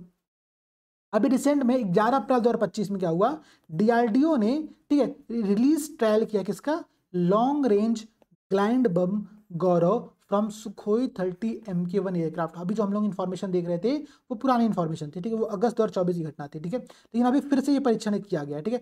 लेकिन अच्छी बात है कि परीक्षण वहीं से किया गया और उसी से किया गया, ठीक है। इससे सुखोई 30 MK1 एयरक्राफ्ट से किया गया है, तो बहुत कन्फ्यूजन नहीं है, याद करने की कोई दिक्कत नहीं है। इसलिए आप लोग इस टॉपिक को यहाँ पर देख सकते हो, याद कर सकते हो। क्लियर हो गया। अब देखो ये हमारा आज का इस पूरे सेशन का लास्ट टॉपिक था। आप कहोगे सर ये वाला कैसे करेंगे हम लोग डिफेंस एक्सरसाइज, यार इस पर ना 5-10 मिनट का मैं शॉर्ट वीडियो बनाऊंगा, ठीक है। क्योंकि देखो एग्जाम में जो आपके प्रश्न पूछे गए थे वो प्रश्न पूछे गए थे इस डेट पर। तो अब सबसे बड़ी बात यार, ये डेट याद करना तो संभव नहीं है, ठीक है। अच्छा, हमने एक एक्यम एक्सरसाइज को देखा है, जो कि भारत का पहला तंजानिया के साथ एक एक्सरसाइज किया जा रहा है, ठीक है, उस प्रकार का। अब इन एक्सरसाइज को याद कैसे करना है, इस पर मैं कोशिश करूंगा एक अलग से 5-10 मिनट का वीडियो आपको बनाऊं। बाकी देखिए आप लोग प्रयास करें कि याद करो, जैसे कि बहुत सारी चीजें आपको इसमें याद भी होंगी। अब खान क्वेस्ट क्या है सबको पता है, कहाँ पर आयोजित किया गया था, कैसा है, नोमैडिक एलिफेंट किसके साथ आयोजित करता है भारत, पता ही होगा आप लोगों को, शक्ति, टाइगर ट्रम्प, ये सब चीजें आप लोग जनरली पढ़ते हो। लेकिन कैसे इसको और याद कर सकते हैं अच्छे तरीके से, इसके लिए मैं थोड़ा सा रिसर्च करके आऊंगा। 10-15 मिनट का समय आप लोगों का और लूंगा कभी, ठीक है, तो हम उसको डिस्कस करेंगे। अभी के लिए हमारा जो साइंस का पूरा सेक्शन था उसको यहाँ पर हम लोग खत्म करते हैं, समाप्त करते हैं। और सबसे बड़ी बात है, मैं फिर से कह रहा हूँ, कमेंट सेक्शन में मुझे सबकी कमेंट चाहिए। देखो मैं इकोनॉमिक्स की क्लास आप लोगों की स्टार्ट करने जा रहा हूँ इसके बाद से, ठीक है। लेकिन इकोनॉमिक्स की क्लास स्टार्ट करने से पहले मुझे आप सबका प्रॉपर फीडबैक चाहिए, ठीक है। अगर इस वीडियो की कमेंट सेक्शन में कम से कम 200 प्लस कमेंट के माध्यम से आप लोग मुझे ये बात बताओगे क्लास कैसी लगी है, क्लास कैसा लगा है, तब जाकर के मैं इकोनॉमिक्स की क्लास में और कुछ इंप्रूवमेंट करूंगा और क्लास को बहुत अच्छे से लेके आऊंगा। देखो अगर मैं एफर्ट कर रहा हूं तो आपको एफर्ट करना पड़ेगा। अगर आप चाहते हो कि इकोनॉमिक्स की क्लास अच्छे से कराई जाए, बहुत डिटेल में कराई जाए और जल्दी कराई जाए, तो आप लोग एक बार कमेंट करके जरूर इन्फॉर्म करिएगा। मिलते हैं आप लोग अगली क्लास में। सभी दोस्तों को जय हिंद और जय भारत।